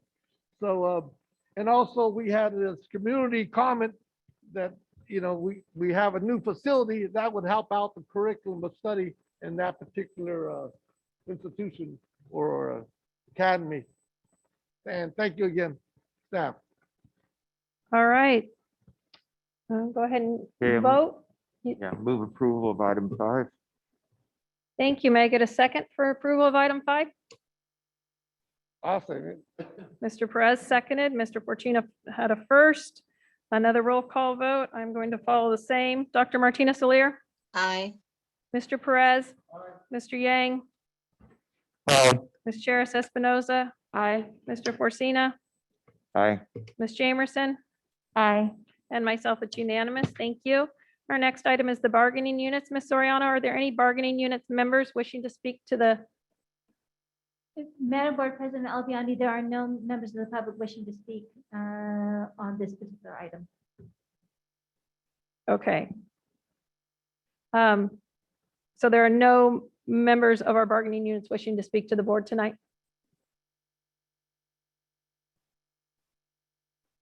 Correct? I don't have anything under. Okay, that sounds great. You said the public, and I just wanted to confirm we were doing bargaining units. Sorry. Okay. I'm going to take a 5-minute comfort break, and they can get set up for their presentation, and we will do the Illuminate Student Assessment Update Report when we return. 5 minutes, please.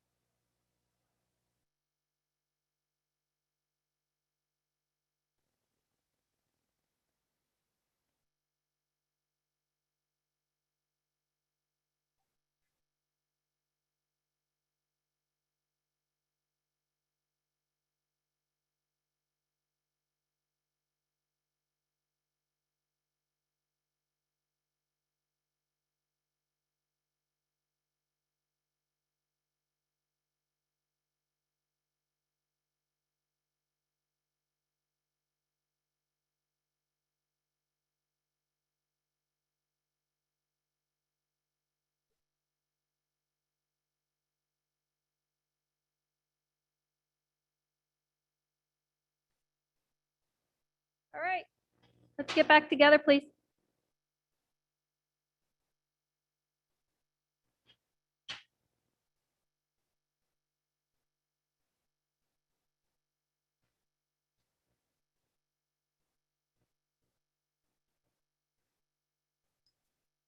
All right, we're going to do a report, Illuminate Student Assessment System Update.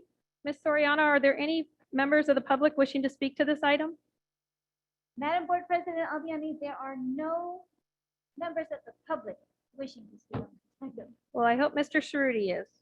He is presenting. So Mr. Cerruti, please. Thank you, Madam President. I'm appreciative of the opportunity to provide the board and the community an update on our Illuminate student assessment system. So good evening to you. Good evening to our board members. Good evening, Superintendent Hoffman and Ms. Avalos. Presentation has the following components to it. I'll provide some introductory information. And I'll be joined this evening by my colleague and our Director of Curriculum and Professional Learning, Ms. Jennifer Avey. She'll be up here in just a moment. The 2021 goals, and I'll preface it by saying good news is we've met our goals. Introduction to Illuminate, data reports, training, and our next steps. I think you're going to find this informative and interesting. The work of student assessment directly connects to our learning system, our strategic goals, educational equity, and the graduate profile, ensuring that all of our students are learning in every classroom and every subject every day so that we're preparing college, career, and life-ready graduates. Obviously, student assessment, accurate and valid student assessments are a critical component of that work. Strategic goal 2 is specific to student and programmatic assessment. All students will benefit from instruction guided by assessment results, formative, interim, and summative. And so this work is directly embedded in strategic goal 2, and we as a district have identified the importance of it by calling it out as one of our 4 strategic goals. This is somewhat of a theory of action statement. We recognize and believe that a broad base of assessment tools and practices are a critical component of high quality instruction and are needed to accurately determine a student's knowledge base and unique needs. We recognize also that instruction and assessment are directly linked. They are not separate and isolated from one another. Just a bit of information about what we term a balanced assessment system. We view our assessment system in Elk Grove to be a balance of diagnostic, formative, interim, and summative. And a phrase that may be helpful to folks, and that is formative assessments, which we define as an assessment practice that's embedded within the act of teaching. That's assessment for learning, meaning it's directly benefiting the student while they are learning. Diagnostic, interim, and summative are assessments of learning, meaning determining what a student has learned or is able to do. And all 4 of those are critical components of a balanced assessment system. So if you're reading assessment research, which I know everyone does, oftentimes you'll see the phrase assessment for and assessment of learning, and that's what it's referring to. And then the last slide I'll cover before I turn it over to my partner, Ms. Avey, is assessments are embedded within all 9 components of our MTSS system, and that's really important to understand. Oftentimes what we're focusing on is academic assessments, but there are academic, social, emotional, and behavioral assessments. And just as a reminder, what we use is, in terms of our academic model, is our framework for high quality instruction, of which formative assessment is one of the 12 foundation elements. Social emotional learning, that's where we use the CASEL model, which is the collaborative for academic, social, and emotional learning. And then in terms of behavior, that's where we use our PBIS model, which is positive behavioral interventions and supports. And assessments are part of both student assessment as well as programmatic assessments in all of those areas. Tonight's discussion and tonight's presentation is specific to student assessments. And with that, the Illuminate system, which is becoming an integral part of our assessment system. And that's what we're here to share you with. And I'm going to turn it over to Ms. Avey. Thank you, Jen.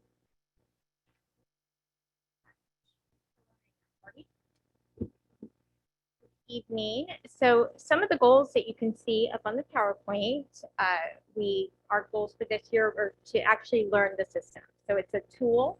So before we can dig into how to interpret the data, we have to know how to use the system. We provided training.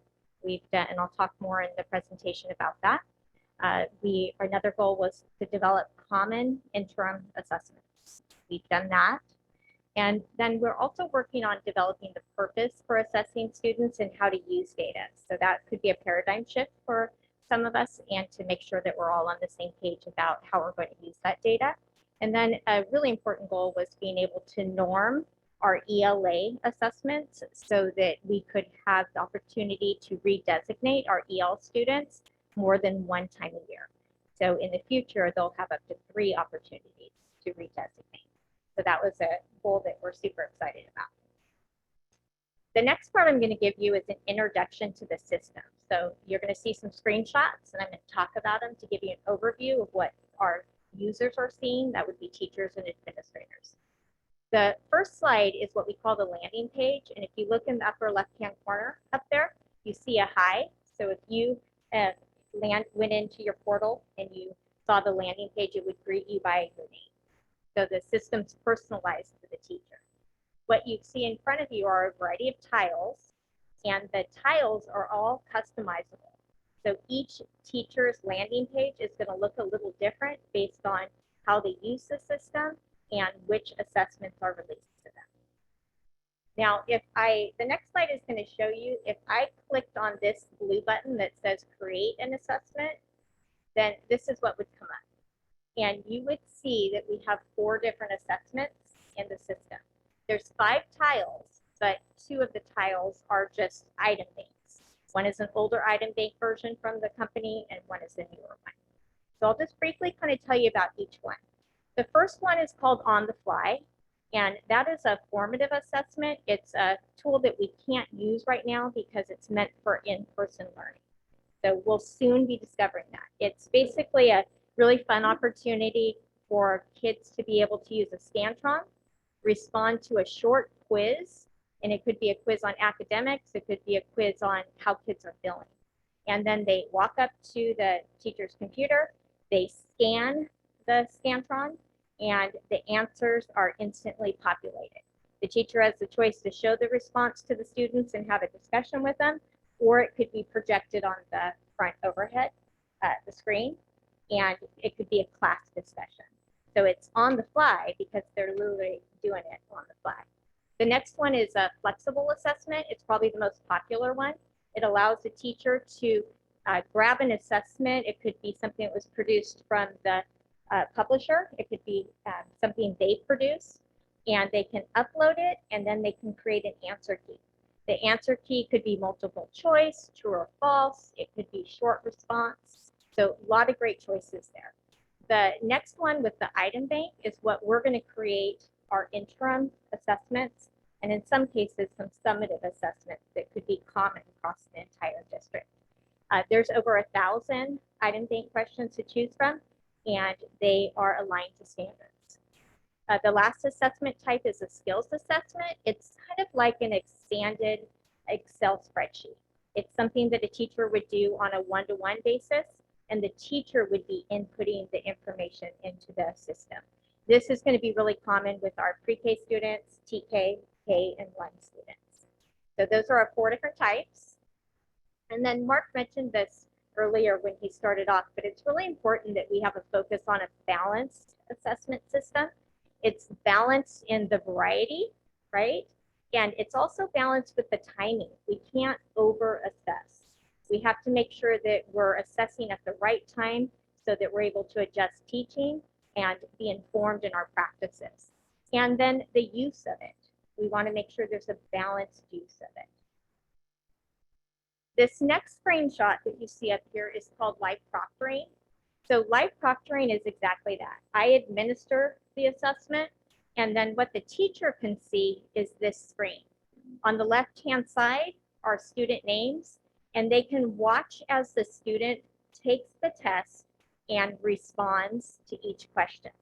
So you can see that the green is a correct answer. The red is an incorrect answer.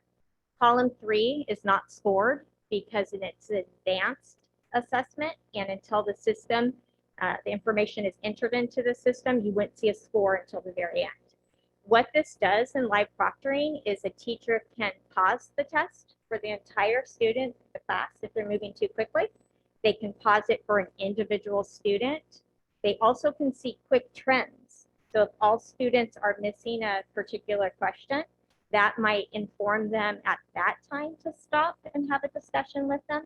So it really provides opportunities for teachers to kind of see the assessment results in the moment, okay? The next one is our student administration page. And again, if you look right here, there's this section that says actions, and it's a piece that you can see once the assessment has been administered. You can see off to the side when the assessment started, when it finished, how much time each student spent on it. And over here under actions, you would be able to see if it was paused, but you also have the opportunity to reopen assessments. So if I took administered an assessment and a student needed to retake the assessment, I could open it and provide that accommodation. Right now, the accommodations that the Illuminate system has is text to speech. So we can turn that on for all students, or we could turn it on individually for a student. We also look at pausing and giving additional test time as an accommodation. The next section that I just want to briefly talk to you about are some of the sample data reports. There's over 1,000 reports in Illuminate that people can choose from. These are some of the highlights. So if you administer an assessment as a teacher, you're going to instantly get the Illuminate wheel.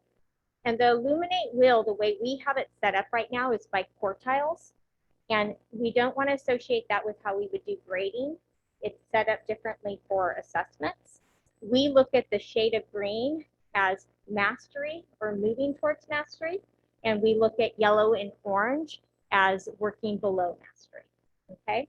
And we do have the flexibility to change those percentages. The next report that you have, and if you can look closely at this one, this is a super interesting one.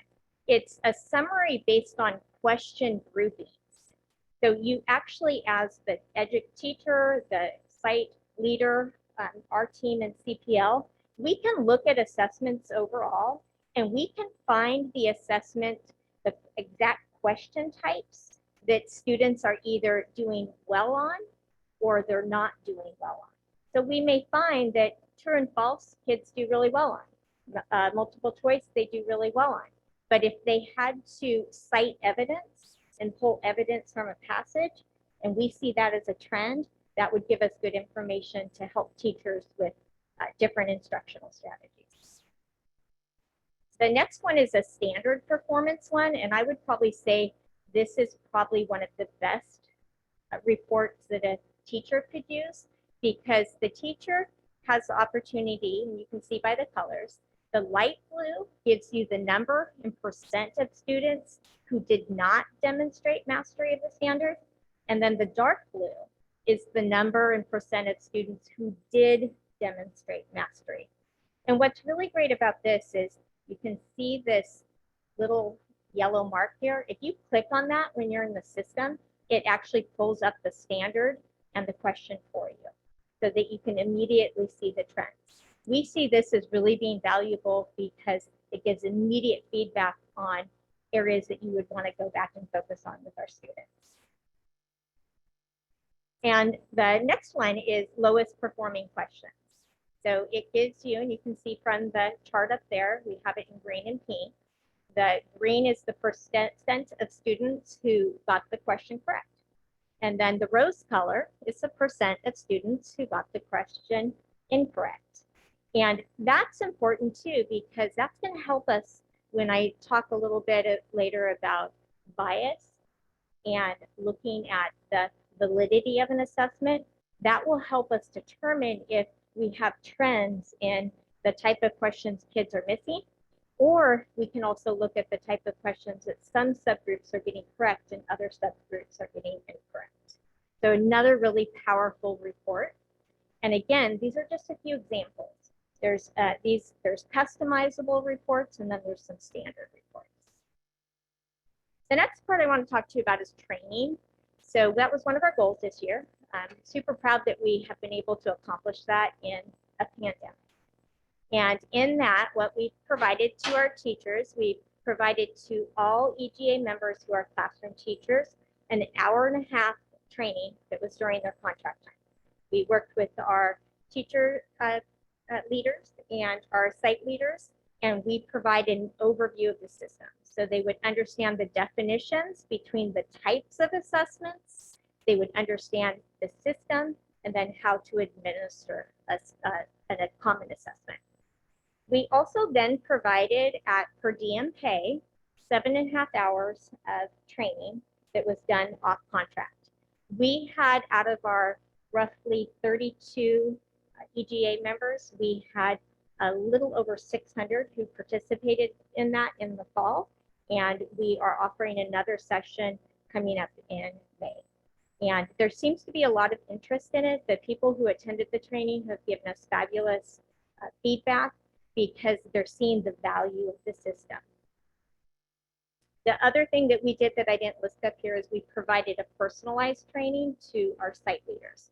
They had 2 opportunities to come, and we talked about how they would use the system from an administrative perspective. We also have a trainer of trainers. So all sites have an administrator, which is a new piece that we really emphasize. It's either the principal or the vice principal, who's one of the TOTs, and they have an additional 1 or 2 teachers based on their site size. The teachers receive a stipend for their time. They provide trainings to the site, but those trainings are provided by CPL.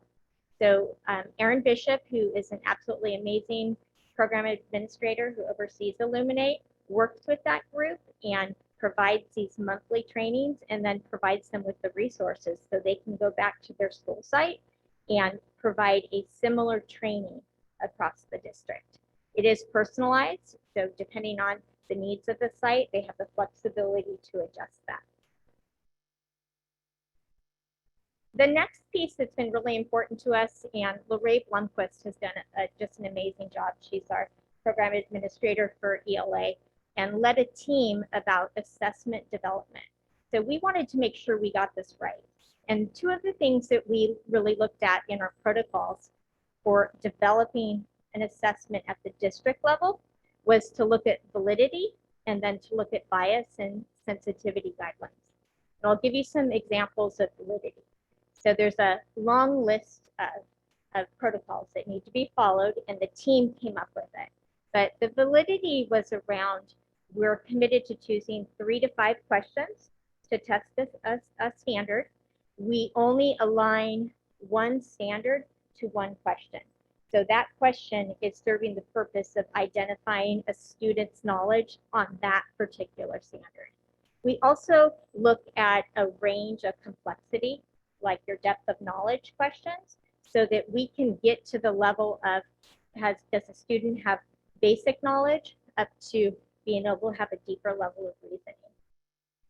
The next part of it is the bias and sensitivity guidelines. So an example of bias is we're looking at the text and passages that we're selecting, and we're looking for representation with gender, with race, ethnicity. We're also looking at historical figures that are represented. So that's one example. Another one with bias would be looking at language. So you wouldn't want to include an idiom, right? You would want to have colloquial common language. And if you were going to include an idiom, you would be testing for figurative language, okay? So those are just a couple examples. The next piece that we're working on are what we're calling post-assessment protocols. And this was a commitment to not just create an assessment, but to come back and after the assessment's been administered, is to go back and look at our validity of the data. An example of that would be to look at the amount of questions that students scored correctly or incorrectly, and to see if we see any trends with different subgroups overall, and to see if we either need to eliminate those questions or they need to be revised. And that's a new piece, and it's a piece that we're working with the Illuminate company to actually produce a report for us that will help us in making those decisions a little bit easier. And that was the assessment development protocols. This is another interesting snapshot. This is not an everyday user snapshot. This is something that Erin Vicious, as a program lead, has access to, and that I have access to. And it basically gives a snapshot of use. So if you take a moment just to kind of look at it, I want to point out a couple things. So far, over 5,000 assessments have been created in the system to date, and that includes assessments that we've created, that Illuminate may have created, and what teachers have created. To date, we have, looking at customized reports, over 1,000, we're almost to 2,000 reports have been created. When we look down at this example of students who've logged into the portal within the last month, that's over 12,000, but the number of users is at, I want to say we're pushing 58,000, because you can access the system without logging into the portal. There's different ways to access it, and our K1-2 students are taking a skills assessment. So students would never log into the portal. That's a teacher piece. So it just gives us some interesting data. I find this one interesting. I've blocked out the names for privacy, but if I could have a teacher's name up here, we have a chemistry teacher in our district who has created over 800 assessments because she's using it in a formative way and doing short, simple assessments to quickly glean what her students are learning and then making quick adjustments. So lots of good data, and they're really, if I think about it, it's all really positive data, right? So some of our next steps, probably the most important part to me, and I would say that all of the leaders behind us, is this ongoing collaboration we have with working with the student assessment leadership team. It's being able to move forward with our vision of assessments in Elk Grove and being on the same page about how we use the data and what the purpose of the system is. We need to move beyond grades and look at it for the cycle of teaching and learning.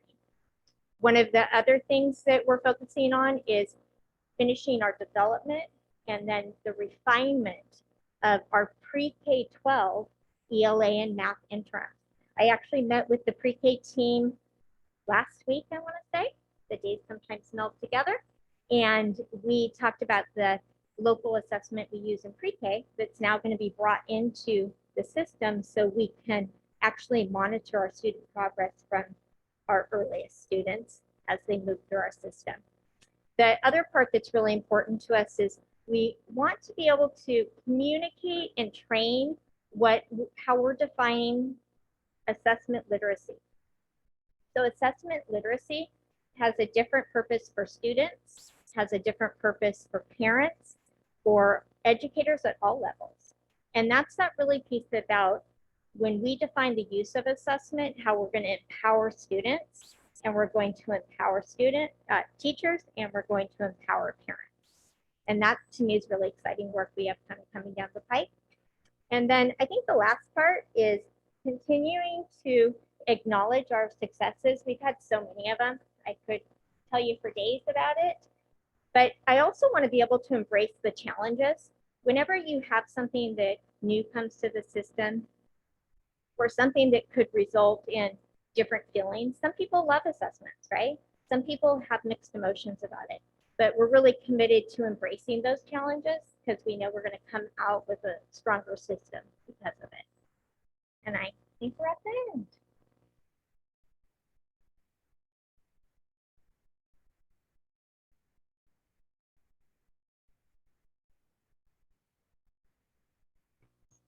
Thank you very much. we had any board members that had questions or comments. Mr. Perez?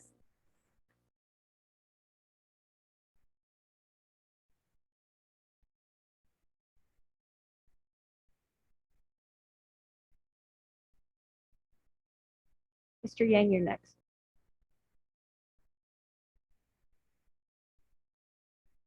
Develop the purpose and assess the students and how to use the data. That's still development stage, or is that? Yeah, I think I heard you correctly, Mr. Perez. Are we still in the development phase of teaching students and teachers how to interpret the data? That's part of that assessment literacy. My main question on that page. Is your mic on, sir? What? Is your mic on? Yes. Okay. You just try to be a little closer. Thanks. Data is very importantly and how it affects policy and outcomes of our students. So have we yet created assessments for outcomes of the LCAP of a different variety of grade levels for students before they go to the next level? So in terms of the LCAP, there's a number. So the LCAP data points, the metrics that we use for our LCAP are predominantly state measures. So our CASP scores and whatnot. As these are being developed, being refined, and become increasingly used, I can't say with certainty, but we could certainly begin to see that those becoming LCAP metrics, if not at the district level, we could certainly start to see them built into individual school sites because each school site is developing LCAP metrics. And so in terms of academic assessments and leveraging the Illuminate system, we certainly could see our school sites beginning to build their site LCAPs with goals and measures that are taken directly from the Illuminate system. Well, I think that's very important for our student body. And then the other question, the other side of that, are our, right now, particularly time, achievement gap and learning loss. So you could also assess our students of that present grade level assessment objectives that are not there, but yet, and then retake the test within a couple of months to see how they develop. Certainly, that's also the benefit of the system. And when we reference that balanced assessment system, the formative assessment work is done if you were my students in my class. That's the assessment in a given lesson that we're doing to check and see the progress that's being made. Interim benchmark assessments are after an extended period of time that begin to be able to measure so that an individual teacher or teams of teachers or a school or we as a district can assess the progress that students are making.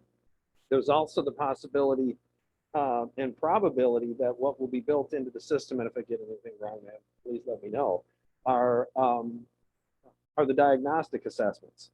So assessments that could be used, for example, at the beginning of a school year, which is what many, many teachers do, which is to determine right at the beginning, the first week of school, assessing where the kids are at so you can begin to individualize your instructional strategies for the kids. So, so do you predict or this particular assessment could transition and the way it's designed to do those outcomes through the LCAP and other program outcomes measurements?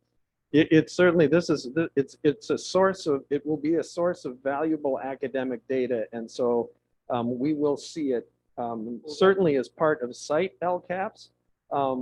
And then in terms of the district-wide LCAP metrics, I'm not saying that it won't. Anytime that we're making recommendations of changes to the LCAP metrics, because we can do that. Yeah. There's some areas where we have the flexibility. Right. We always bring that to the board. Right, well, that's what it looks like what it could do. It seems like it's a very powerful program or assessment tool that we could use for all these particular outcome studies that we're. It will greatly support those, Mr. Perez, indeed. So, okay, and the other thing that I'm concerned about, I'd like to maybe in-house workshop of how you're gonna go about educating and communicating with our parents. I know you already done the teachers, but also how you're gonna go about doing the students and teachers. Because what I see in our school district, a lot of our parents are non-English speaking, but yet the students are interpreting for them, and I'm not sure. I know for a fact that they're not getting the true story of their assessments sometimes. I've seen that happen. So how are we going to deal with that issue? Well, a couple of things. And first of all, one of the things that I would like to add, and that wasn't, this is a bit not specifically directed to your question, but I'll come right back to that. And that is you did reference our English learner families and students. And this system greatly enhances and supports the need and requirement we have to assess our kids so that we can determine whether or not that they're reaching mastery and beginning to become redesignated. And this is an important element. And so Ms. Avey has been working directly with Ms. Bollinger, our Director of English Learner Services, has been integral to this work. So I just wanted to point that out. But in terms of what you're saying, our families and our kids, it's what Ms. Avey was referring to when she was talking about assessment literacy. We'll make direct, there will be, it's part of the goal that we have is what does it mean, for example, for a student to be assessment literate? It's more than just understanding how the strategies to take an assessment. It's what is my role and how do I benefit? And what's my mindset about assessments? Right. Same thing with our parents. And what does it mean for a teacher to be assessment literate? What does it mean for a site administrator? What does it mean for us? That's work that's embedded into the system. So that will be directly, will be direct plans to ensure and work with our families so that our parents become assessment literate. So data assessment could be used for policies or criteria for English language students to either stay within the program or exit the program, correct? Right. So each LEA has to have their own local assessment, or you can use a CASP assessment. So in the past, we have always used CASP, right? And then for our primary students, we had what was called EG Math. We will now administer interims and have a CASP assessment. So those students will have the opportunity to redesignate 3 times a year. It's one of the criteria that's required in order to make sure that we're not redesignating too quickly. Well, that's a very important issue that I've been studying recently, and glad that could happen. Thank you very much. Thank you, Mr. Perez. Mr. Yang, did you have any questions or comments?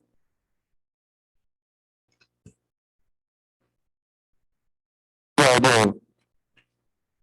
I want to start by saying thank you for the presentation.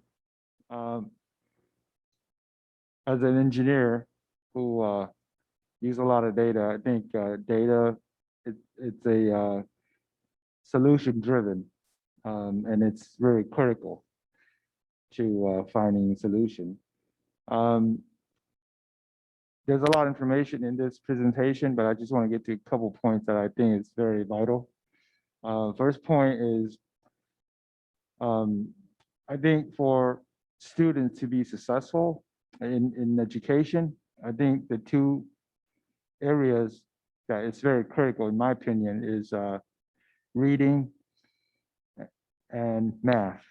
If they're able to comprehend and pretty solid on those 2 subjects, I think more than likely they'll do okay. So I would like to see the end result of those assessments to build on to resolution in terms of helping students in those 2 areas to grow and to be successful in other areas. But I think those are 2 areas that is most critical. So please take a note on that and find resolution to help out kids who really need on those 2 areas, and that's reading and math.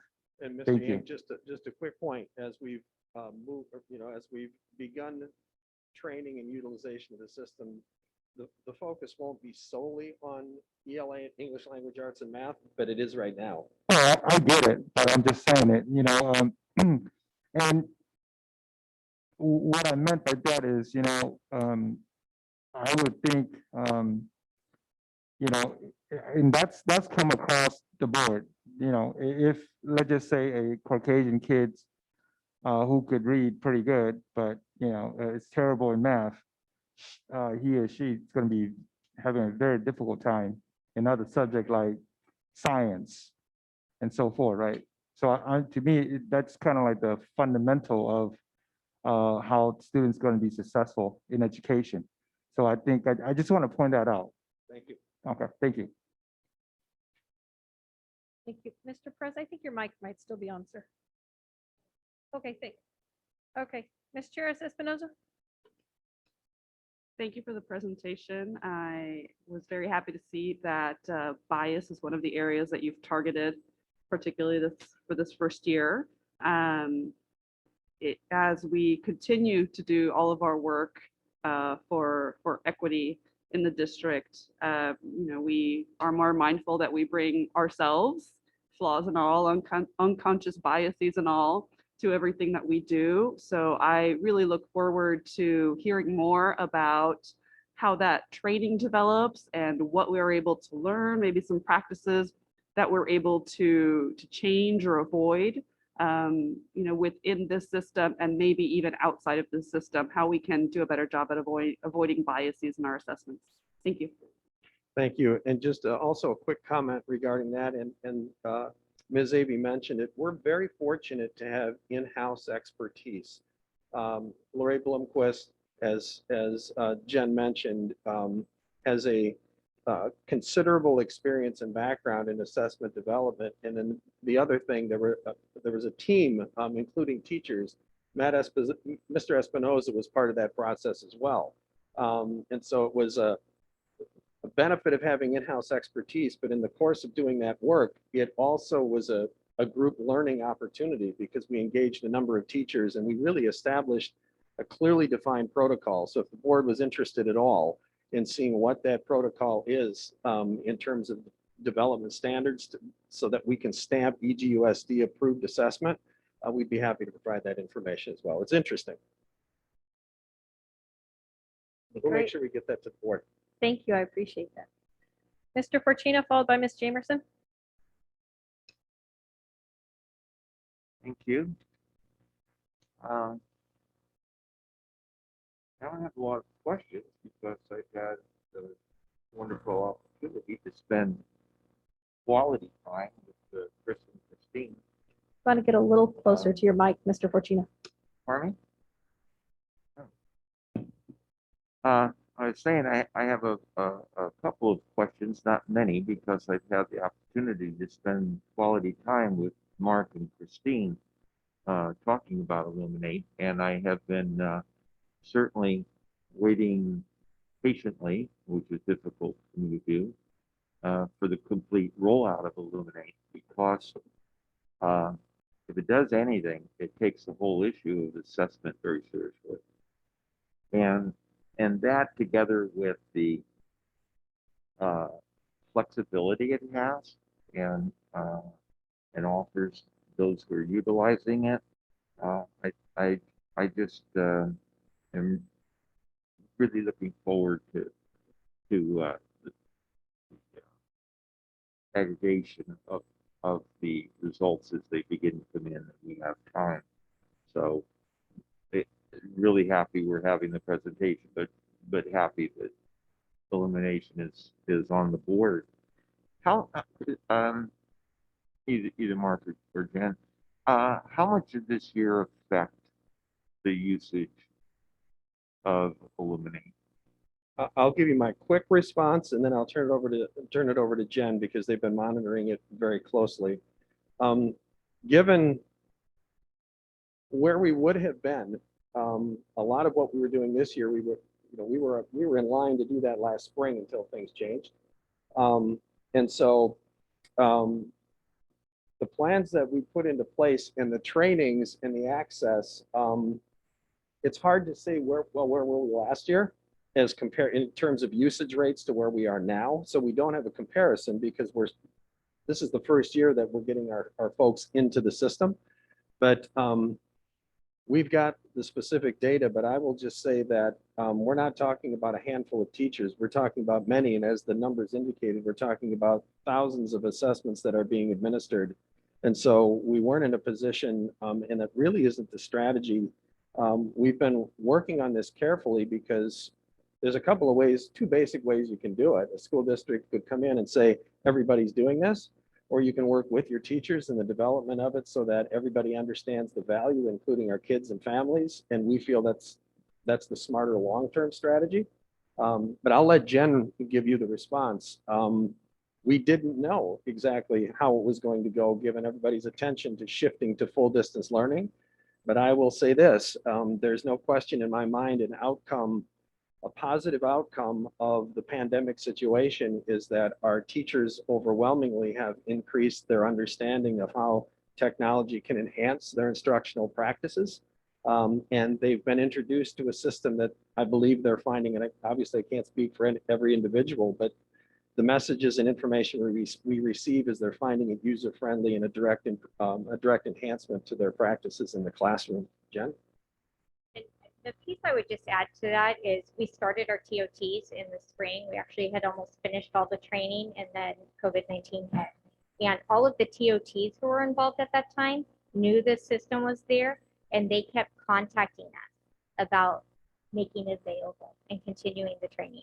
I personally believe, based on talking to teachers, that COVID-19 actually expedited this process because it made the tool a greater need for it.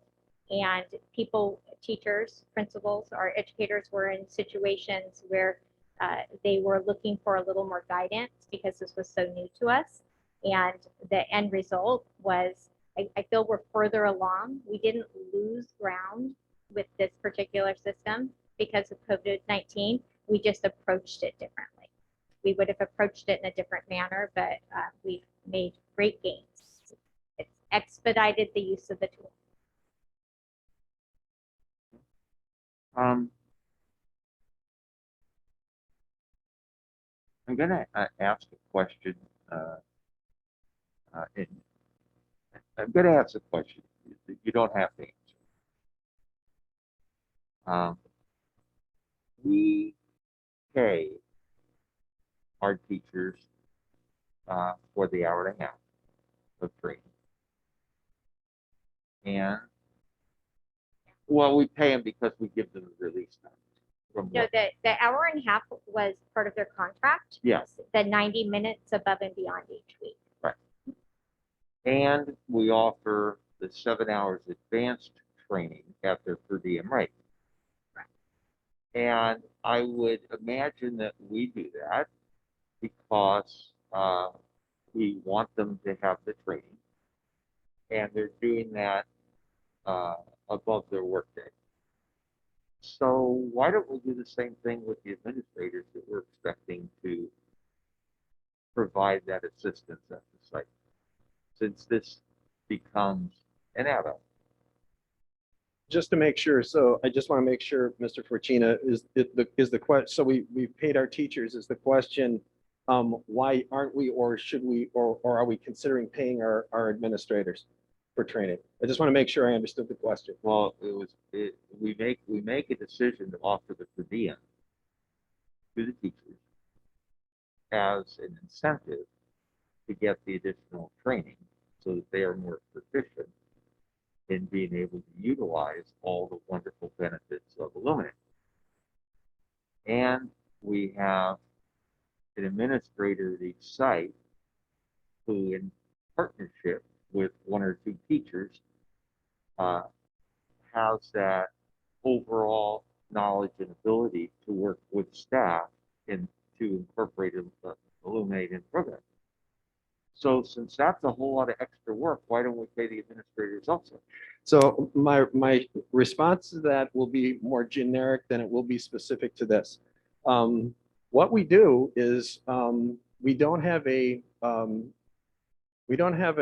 practice in the organization that we will never pay our administrators for training.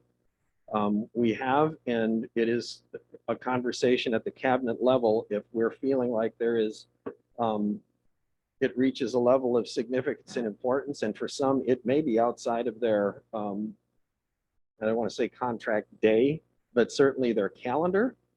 We have, and we will continue to make determinations of whether or not it warrants additional pay.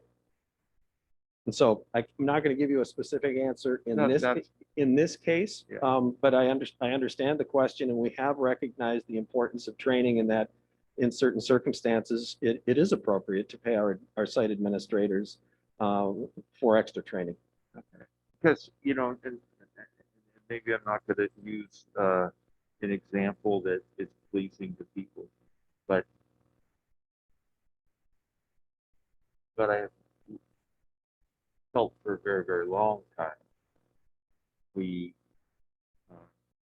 let's say it nicely, we take advantage of our school administrators because they have their expected duties and responsibilities. And then we just add on and add on and add on and it's, oh, they're contractable. Well, you know, that only goes so far. And as an organization, and I hear you say you are cognizant of that, but we need to be cognizant of that. Agreed. And I will say I've been at in a cabinet level position long enough where I've seen that it was not done, and I'm not taking a position on whether or not that was right or wrong. I have an opinion on that, but it's evolved. And so we do have conversations and make those determinations. It quite frankly can be a little more challenging because the jobs that we as administrators have, they aren't as locked into specific work hours of the day and things of that nature. But as I indicated, we have expanded opportunities and identified priorities, and when we are having our administrators into what we believe is substantially above and beyond, and it does warrant pay, and in those circumstances, we have done that. And it's good to hear that because principals and vice principals shouldn't be making less than teachers at their school site by virtue of all the add-ons that are given. Thank you. Thank you, sir. Ms. Jamerson, followed by Dr. Martinez-Alier. Thank you. So I have a question for clarification. In terms of the training, the hour and a half is what teachers have received, and that was the mandatory training, and the 7.5 was voluntary training. Is that correct? And then the monthly TOT training, again, that's voluntary as well, correct? Okay, so I'm just asking that question because I think as amazing as a system is, it can only be used effectively if people are trained to its capacity.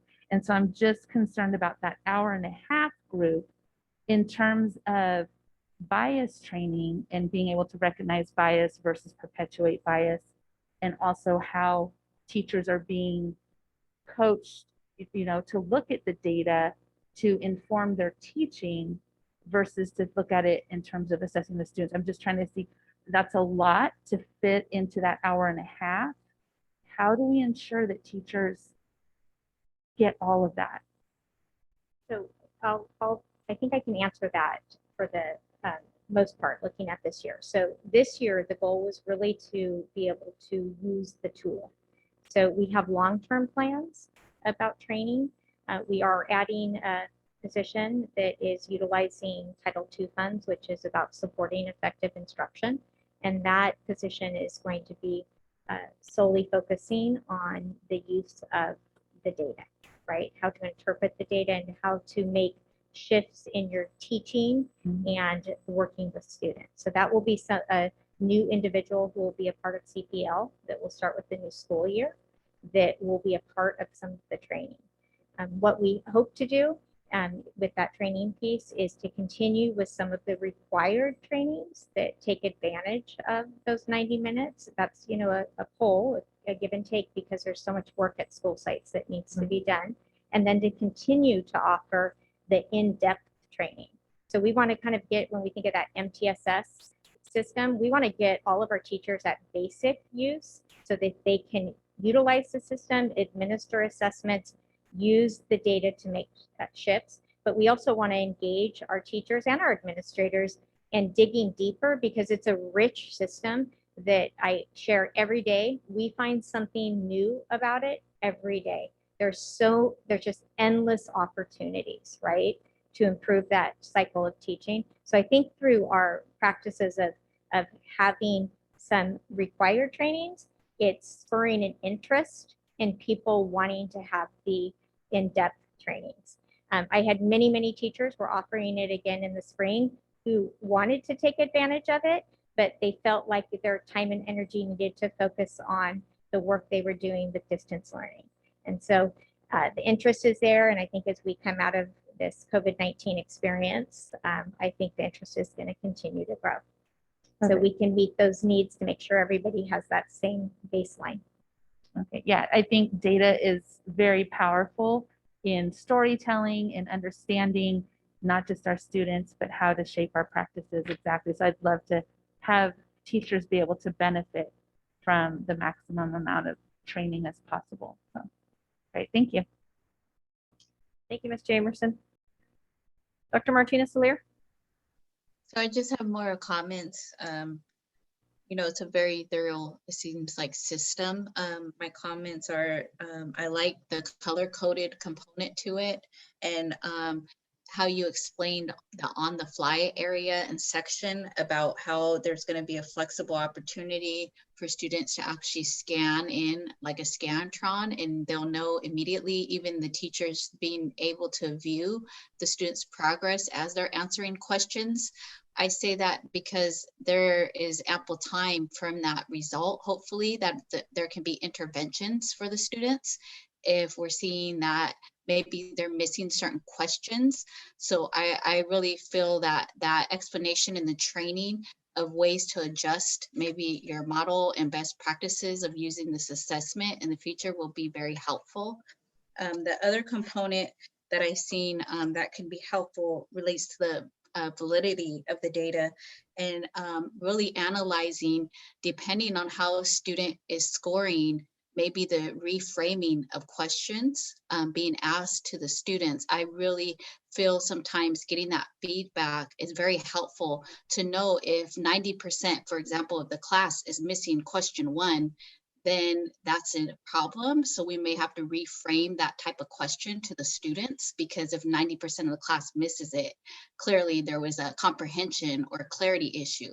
So I could see where this could be a robust system going back, and I'm excited to see the results once we are able to make that transition and be able to use some of the services with the program. So thank you for the presentation. Thank you, ma'am. Thank you very much. Great presentation. I think that's very exciting. I'm excited to have a district-wide representation. As Ms. Charis spoke of and Dr. Martinez earlier, the dive for the validity of data and the absence of bias is key, I think, in our educational equity quest, and the intentionalness of that is very important. And I love how my mantra of silos of excellence, and this is a way to share our best practices across the whole district to make our excellent work available to every single teacher. And I remember as a starting teacher, those would have been a helpful. And then when we do our PLCs, the work they can do together with this just seems like exponential. So thank you very much for the work. Very exciting. Thank you, ma'am. Have a public hearing action items next. A consideration and public notice of EGEA's initial proposal to the district regarding collective bargaining to complete 2020-21 and start 2021-22. We'll call on Mr. Riley. After Mr. Riley is finished speaking, we will ask for public comment.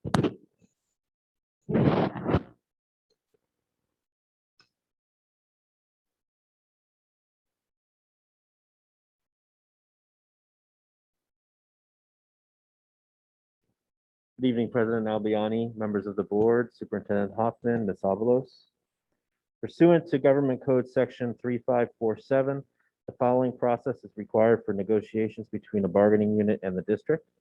The union's initial proposal is officially presented at a public meeting of the governing board for public notice, and a public hearing is conducted to receive public input regarding the union's initial proposal. EGEA's initial proposal is attached. It is recommended that after the closure of the public hearing, the board take action to officially receive EGEA's initial proposal. The Board of Education is asked to open a public hearing and receive comments on EGEA's initial proposal to EGUSD to complete 2020-2021 and to start 2021-2022 collective bargaining, and then to close the public hearing after listening to the comments. After closing the public hearing, the board is asked to take action to officially receive EGA's initial proposal. Thank you. I'd like to open the public hearing and ask Ms. Soriano if there are any members of the public wishing to speak to this item. Yes, Madam Board President Albiani, there was one member asking to speak to this particular item, and Mr. David Famavong by Zoom. Okay. Mute. Hi, can you hear me? I can hear you. Thank you. Okay, I'm speaking through over speakerphone, so I'm hoping you can hear me okay. We can hear you very Good. clearly. Do you see your timer, sir? I do, thank you. Thank Okay. you for thank you very much for an opportunity for me to speak. I just want to reiterate what a student had said earlier today, which is that the student population at Elk Grove Unified School District is the largest stakeholder. And I second that motion, and I hope that all the board of directors, the trustees here take that to heart. In looking at the proposal here, there's a lot to be desired.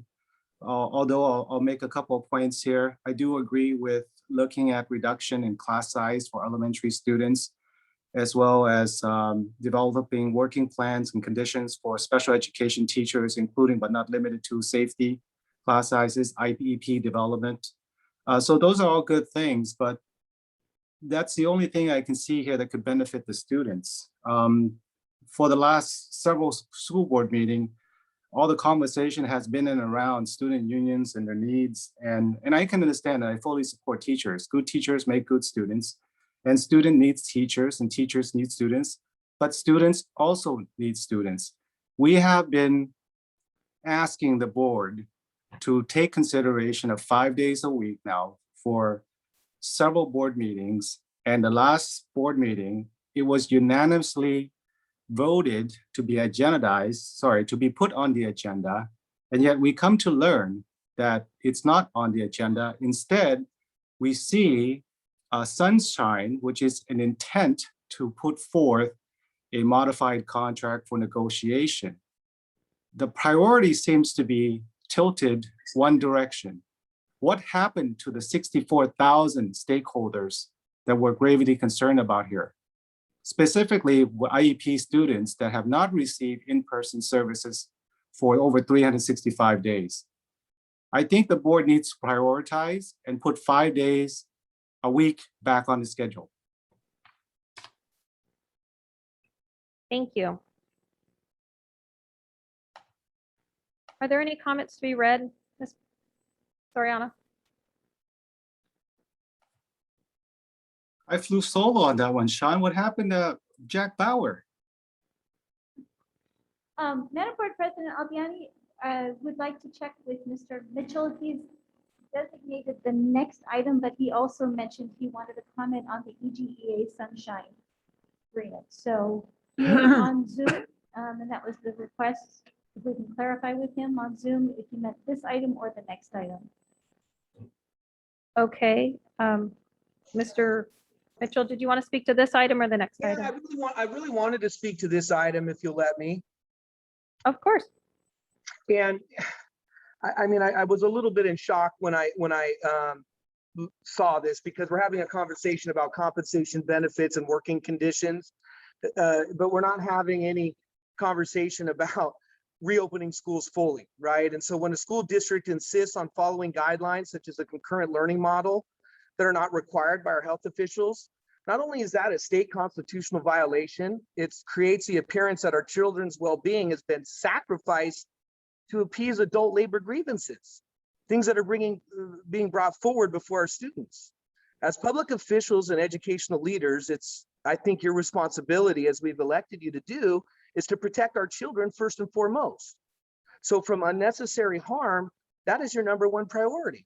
So failing to provide adolescents with equal access to full in-person education is discriminatory, ethically unacceptable, and it's not in keeping with California state law.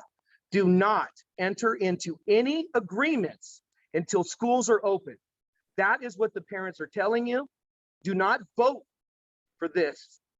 I'm telling you right now, until schools are fully open, set aside any bargaining agreements till the ones in the center are taken care of. Mr. Perez, you talk about learning loss. You talk about your friends down south. Did you know in Katrina, we lost 2 years? 2 years of learning loss has happened, but we're talking 9 years because of COVID. And we're talking about compensation, benefits, and working conditions. Wake up. Wake up. It's time to step up and serve the children in this district. Do not get into any bargaining agreements until this district is open full time. I'm telling you right now. If you have a payout of $12,500, which special ed is entitled to, that's an $87 million liability. Mark Sorty, put that in your data pile. Thank you.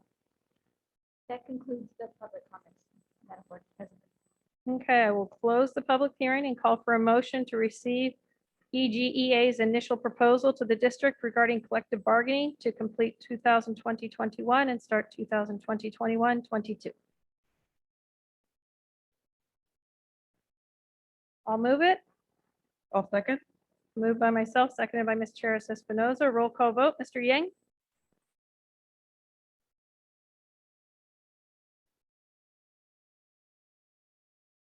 Can you come back to me? Ms. Charis Espinoza? Aye. Mr. Forshina?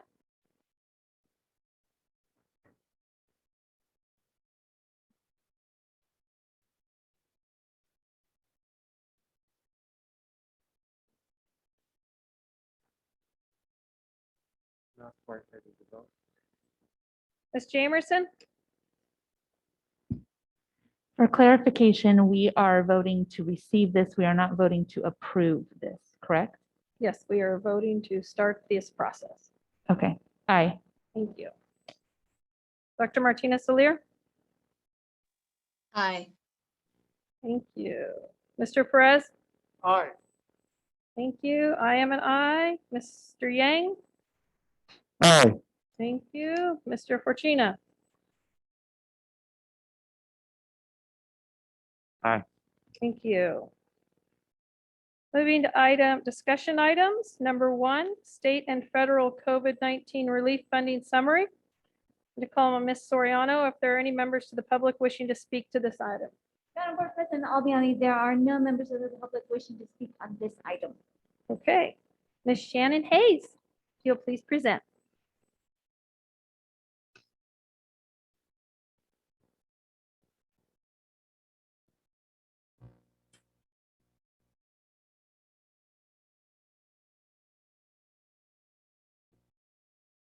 Good evening, President Albiani, members of the board, Superintendent Hoffman, and Ms. Avalos.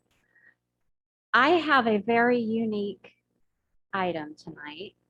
I'm bringing to you a summary of all of the funding that the district has received since we closed schools back a year ago, March. And it is the most money I've seen in my career here, and I've been here for 30 years. And people always ask me all the time, which is worse, having too much money or not enough. I am torn between the two. So tonight, as we take a look, we have monies both from the federal government and from the state. We have a number of different regulations and uses by which we can access the funds. I think probably the most challenging is juggling all of the different pots of money because it doesn't come in one. So it's been a challenge from the get-go. So we have a lot of different acronyms. I'm going to try not to speak in acronyms tonight. If for some reason I say something you guys don't understand, please stop me and let me know. The federal government has a lot of different terminology and it's changed and it's morphed. And then the state, theirs is a little bit more cut clear. Right now, they're referring to it as rounds of funding, and we actually have 3 rounds of funding. So we're going to look at the first round here, and these are all federal sources. So looking at the first round, district received $35 million from the U.S. Treasury. That's a little bit different than when we get our grants. So that's important to know because there were different streams attached to these funds. In looking at it, how we received these funds was a combination of the district statewide average of the LCFF and students with disabilities. The funds expire May of 2021. That particular date had changed. Previously, we were pushing to have everything expensed by December 30th. These monies were also to be included in the Learning Continuity and Attendance Plan we refer to as the LCP. The district has fully expended these funds because we are on target to spend them down by December. These are not subject to indirect costs and these were not subject to private schools. And the reason that it's important that we mention private schools is districts are bound to share their federal funds with private schools. So they get their own fair share based on a per pupil amount that our students get. And this has changed over time. So originally several federal pots of money, we had to share those funds with private schools. We had to solicit to see if they wanted to even participate. And then when the when the federal government came out with a different round of funding, they were funding the private schools directly. So we had to play a little bit around with that. There's been different consultation meetings. They're folded right now in with our normal process for solicitation of federal funds. So we're in compliance. You'll see it come in and out of here is why I pointed out. And then part of the federal funding, the state chipped in out of Prop 98, $5 million. That funding formula was based on 0.933% of the district's LCFF entitlement. Those funds expire June of 21. These were originally scheduled to be to sunset in December 30th. They have extended it. And the district has fully expensed these as well. All of these monies were planned for in the LCP. These were subject to indirect and they were not subject to private schools. The next piece is what they call Governor's Emergency Education Relief Fund, or GEAR. $3.8 million was coming from the federal government. The formula was based on 1920 fall census of students with disabilities. The funds expire September of 22, and the district currently has a balance of 3.6 million. It is subject to indirect, and it is subject to private schools.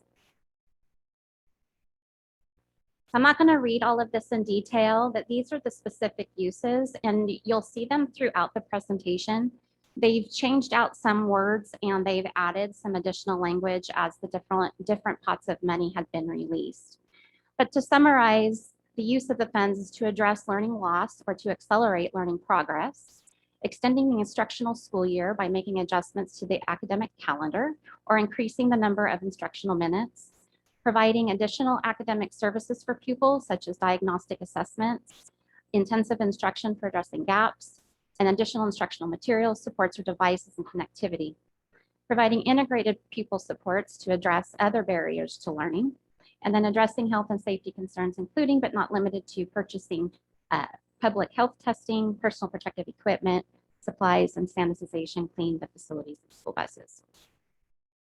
It goes on to provide for funds to go out to principals and other school leaders to address the individual needs of their schools, to develop and implement procedures and systems to improve the preparedness and response efforts. There was a big push in some of the language that they want to make sure that the monies that are coming, that we are prepared in the event this happens again. Staff training and professional development on how to sanitize and to mitigate the spread of the disease, purchasing supplies to sanitize, educational technology, mental health services. That was another area we see a huge push for, is to help our families and students with their mental health needs. And then they always seem to throw in a category of other. So then looking at what we received from the feds in total in round one, the district received $57 million.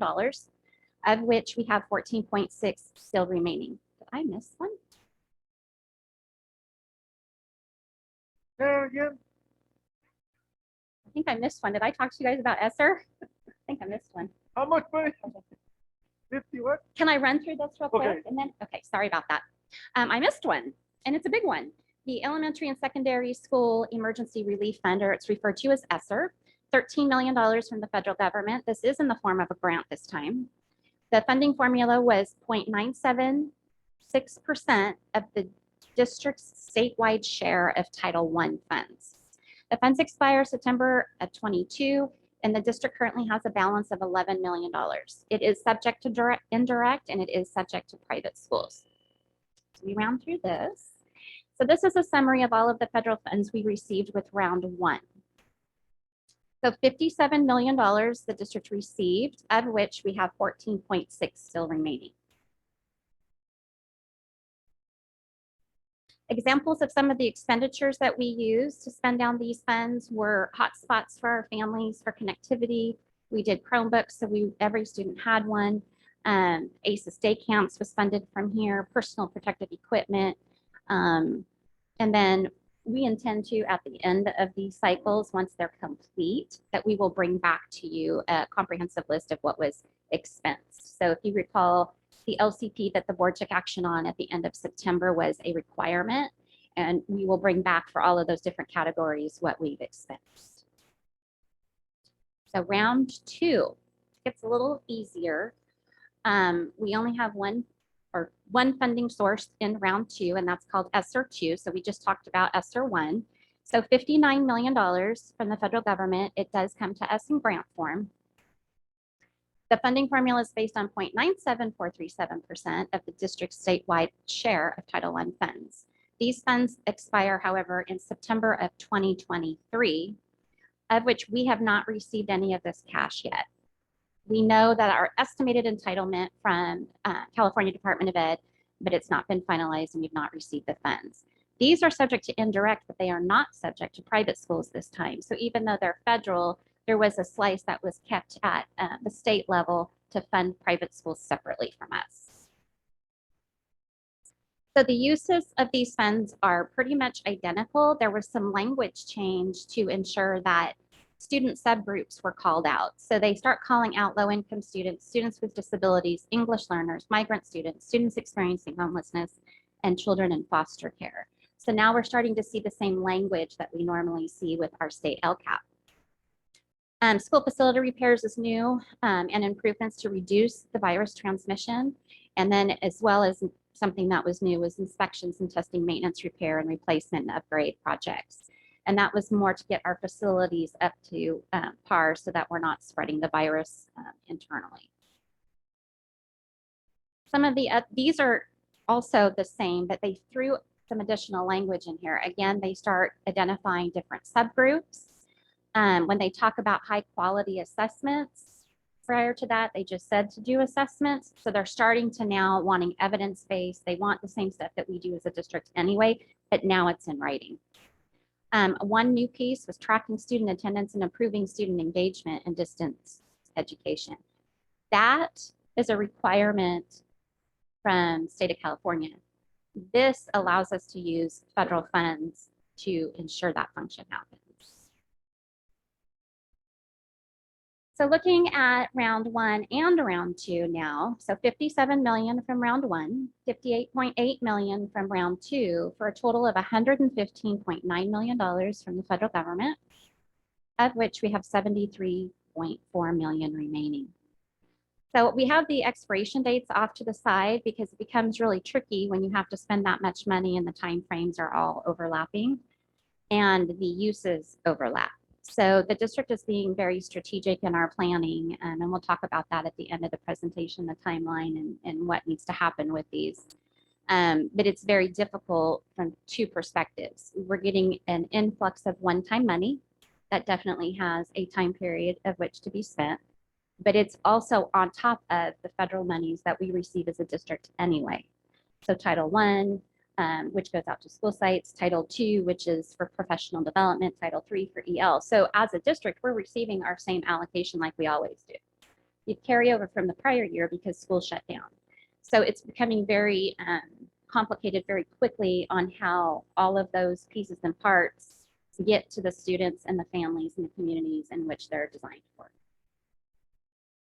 So looking at round 3, this one is the big one. And in your packet, I have made a couple of changes. There were errors in what you guys received. Under the American Recovery Act, this was signed by our president. It generated $119 million. And again, it's attached to the Elementary and Secondary School Emergency Relief Fund, or again, we refer to it as ESSER. So you'll hear us talk. We have ESSER 1, ESSER 2, and ESSER 3. So this is ESSER 3. The formula again is based on 0.97% of the district's statewide share of Title I funds. These funds go out to September of 2023. Again, these have not been received, but it's a huge amount of money. So 119 million is anticipated and coming. It's subject to indirect but not private schools. And the district must reserve at least 20% for learning loss mitigation through either after-school programs, summer programs, extended day year programs, targeted to students experiencing homelessness and children and youth in foster care. So you can see now they're attaching monies to different subgroups again, and it's getting more and more defined. Districts may use the remaining 80% for any activity authorized under the Elementary and Secondary Education Act of 1965. And then they list a couple of other articles in there. These are the ones that we currently use and we currently fund school programs now. Then looking at specific uses, again, it's very similar to rounds 1 and 2. I think the only difference in here is when you're implementing, you have to implement evidence-based activities. So now we're having to have research behind the activities that we're doing or we're proposing to do. And then providing information and assistance to parents. So I think there's the spot that when we receive federal monies, it can only go to students at Title I schools, and that's not a true statement.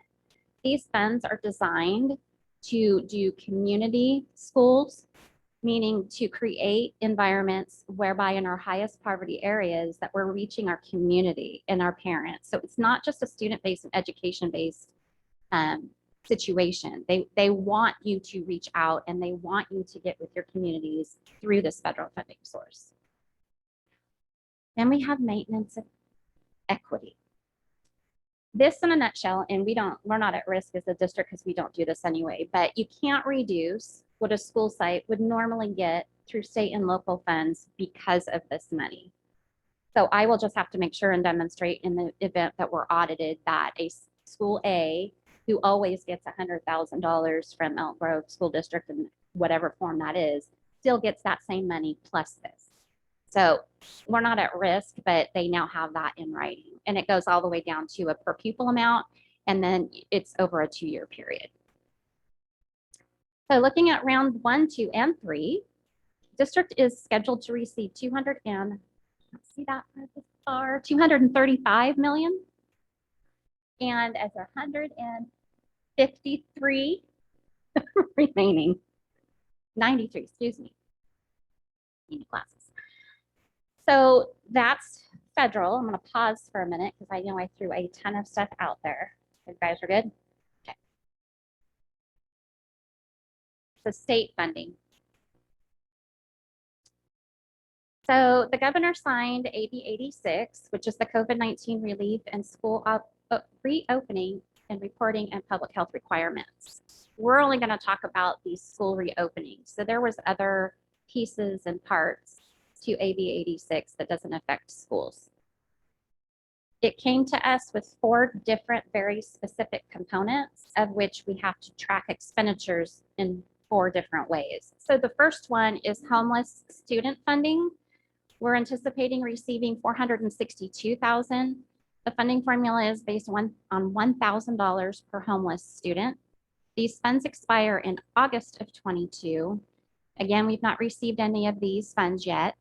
It is subject to indirect, not subject to private schools. So everything that we're going to talk about from this point forward is funded through the state. So it doesn't have the same guidelines when it comes to sharing with private schools. The second piece is the expanded learning and opportunity. They call it the ELO grant. It has two components to it. The first one is for paraprofessionals, and it's $4 million. The funding formula is 10% of the district's LCFF entitlement times 6.93%. The funds expire in August of 22. Again, the district has not received any of these funds. The purpose and intent behind these funds is to maintain staffing. So if we laid off paraprofessionals, these monies are there to ensure that we still have them going forward. The other portion of the ELO grant was $36 million. That formula is based on 3.29% of the district's LCFF entitlement and expires in August of 22. Again, these funds have not been received either. This portion, and only this portion, requires that the board adopt a plan by June 1st of 21. And we'll talk about that later. The next component is called the in-person instruction grant, $19 million from the state. The funding formula is based on 0.93% of the statewide share of the district's LCFF entitlement. Again, funds expire in August of 22. Funds have not been received. It is subject to indirect. And as a requirement, there's a certification document that the district will have to sign and submit, of which CDE has not published yet.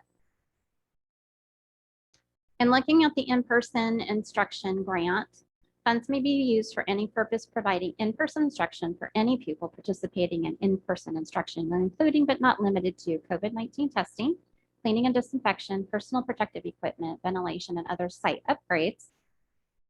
So it's kind of open-ended. This one's probably easier to deal with than the other one. It doesn't have as many strings attached to it.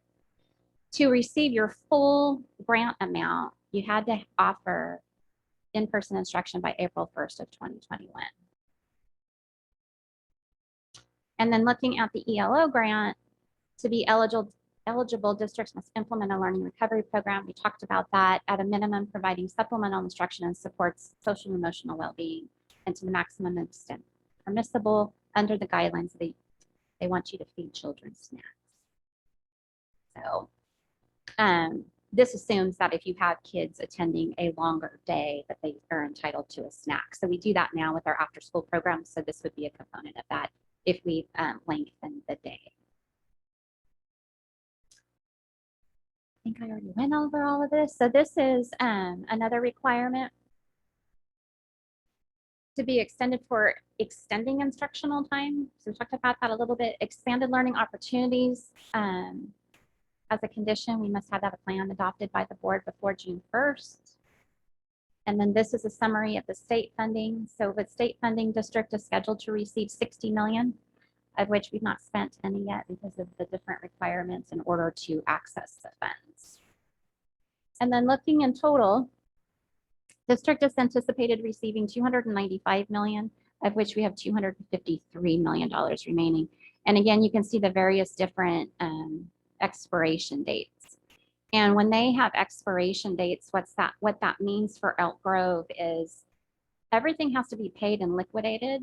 Vendors have to be paid in full 30 days after that date. So if we're planning accordingly and it's supposed to line up with our school year, we would anticipate that everything should be pretty much done and planned for so that we're done in August and we're not reaching out into September. But like I said, this is going to be really difficult for us to expense just because we have our normal budget and our normal federal monies that come into the district. So next steps, I wanted to just be very clear for the board of what all this means because it's a lot of money. We have to develop a plan in accordance with the language from AB 86. So AB 86 is going to give us $60 million, but only 36 million of it is required to be in plan form. And they're only interested in that piece because of the extended learning. The in-person instruction is going to come from the certification that we have minutes and what we have in place that we did offer in-person instruction. So a little bit different. From the federal funding sources, they don't require a board-approved plan at the local level. They're using the state plan that they received. We, as a district, because of how we do business here with our financials, we will be bringing a plan to the board to be reviewed.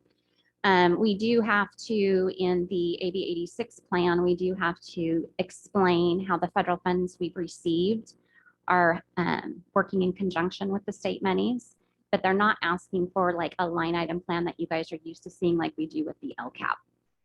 It's a little bit different.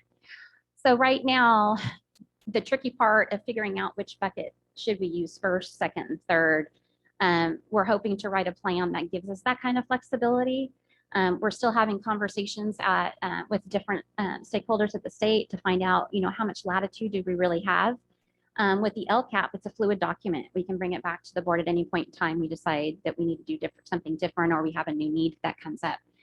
We're hoping that that will be similar, but we need to be mindful of what has to happen first, second, and third. So we may bring you a plan, and then we may come back and say, we intended to do this, but now we're going to do this instead. So it's a left hand, right hand type thing. So not something the board would not take action on, but it may be funded maybe a little bit differently. So the timeline, it's a very, very tight timeline. Part of it is because the way the state sends out money and the way the state provides us with information on the plan. We literally got the AB 86 plan to complete middle of March. And so it doesn't lend itself to a lot of time for planning. However, with that said, we do have a timeline to meet with our LCAP collaborative, which for those of you that are new to this, that's our bargaining unit members and district administration. We'll be meeting with Parent Advisory Committee and the new Education Model Advisory Committee. Once we have all of that feedback and Cabinet has had an opportunity to address the needs based on the needs analysis that's coming out, we will bring that feedback back to the board, probably towards the end of April, to review along with the funding priorities and some of our normal business that we have to do in order to adopt our budget at the end of June. There's going to be a lot of moving parts. There's going to be a lot of overlapping parts, but the intention is to get as much stakeholder input as we can and then bring it back to the board for review and input. And then we'll probably massage it a little bit more based on your input and then bring it to you for final approval prior to June 1st. That process is going to be separate from adopting the budget. So we've got a parallel process right now by which we have to adopt our normal budget by the end of June. So there's going to be different points in time we're going to ask you to take action for different things. So hopefully we can keep it really transparent and clear for you and for the public so people understand, what we're talking about and what the date specifics are. Hope that explains it well. I'll take any questions you may have. You always do a fantastic job. Questions and comments. We'll start with Ms. Charis Espinoza, followed by Mr. Fortuna. Thank you so much for that presentation. I don't share your concern about, quote unquote, too much money being a problem. So please count on me, count on us to help you lighten your load. I'm sure we'll come up with some solutions for that to help you sleep at night. I very much appreciate your points that you called out at the end. So remain mindful of spending the most restrictive funding first, keep those expenditure deadlines in mind. I want to add one more to that I just want us all to be mindful of, is that these are one-time funds, or we have a few years in some cases to spend them. So as folks are getting really excited about all of this, unexpected money, it's really important to think about how we are going to maintain whatever needs to be maintained or we want to be maintained that we create now. So the intention, from the state and federal government is that these things, these resources be used in the current year for all of the unexpected expenditures due to distance learning and to help our students overcome any gaps that they develop this year. But, we ourselves and members of the community will be coming up with lots of other things that can be done with these funds. And I just want all of us collectively to be mindful of the challenge that is created when we set something up, say a service that we can no longer fund in 2 or 3 years. So that is all I wanted to add. Thank you. Thank you. Mr. Fortuna. Thank you. Followed by followed by Ms. James. I have one question and then a request. Shannon, you indicated that that the expenditures are going to be coming to us from the initial allocation. And what we've talked about, the board, and I didn't hear it in your statement, is that accounting will come with also the perceived and documented benefits of the money that was spent. Can you repeat your question, Mr. Fortune? I'm sorry, I'm having a hard time Well, hearing you. from my based on questions, not of you, previously asked and response that came forward, my understanding is that we were going to get both an accounting of the money spent and statements or assessments with respect to the perceived and documented benefits that the district received for those expenditures. Right. So obviously I can't answer the program side of the house, but the intention would be to go back through the LCP where it talked about the different metrics, it talked about the different pieces and parts of how it was going to benefit those targeted areas. I can obviously put the numbers to them of how much of those categories we either spent, didn't spend, or did something different. I would anticipate that we would know at that point in time what the benefit to our students and to staff and district was.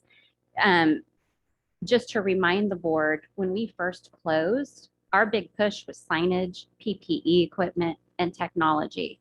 So there wasn't a lot of program development. We did fund the training for Illuminate in that process, but there wasn't a lot of stuff that was direct instruction at that point because it was more of let's get technology to staff, let's get technology home to students so that they could even do distance learning.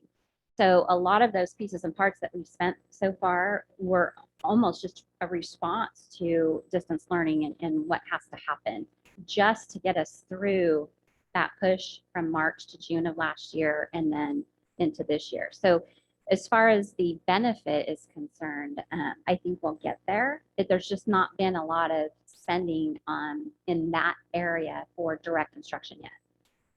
Correct, but we did spend money on people. Actually, no, we didn't spend money on people. Contract. No. The only contract that we spent that was people-based was healthcare from a contracted service for testing and monitoring, not student related. Right. So that was the only contract that we signed out at. Everything else, for the most part, was ACES day camps. So we had an existing after-school program. Right. We did expand the staff, but the purpose and intent didn't change. So, I mean, a little bit different as far as the delivery and what happened, but we didn't use the money to go out and just carte blanche hire a bunch of more staff and then not have them anymore. So it was done very strategically to make sure, well, twofold. You have to do time accounting when you have anybody in federal funds, and they had to be doing something that was completely different than what they were doing in their normal position. And we didn't have a lot of that. We had, people working remotely and we had people doing different things, but not where we could justify putting it in the COVID relief funds. It just didn't work that way. A lot of timesheet time. We did pay a lot of people to attend trainings and those kinds of things. We did pay substitutes to come in and get trained in distance learning. So when teachers, couldn't or needed additional assistance, we had that. So from that perspective, we did, but not to the tune where you would think, at least not yet. And then I have an ask, and what I think is an important ask. And I do understand the time constraints are under, but I still think it's an important ask.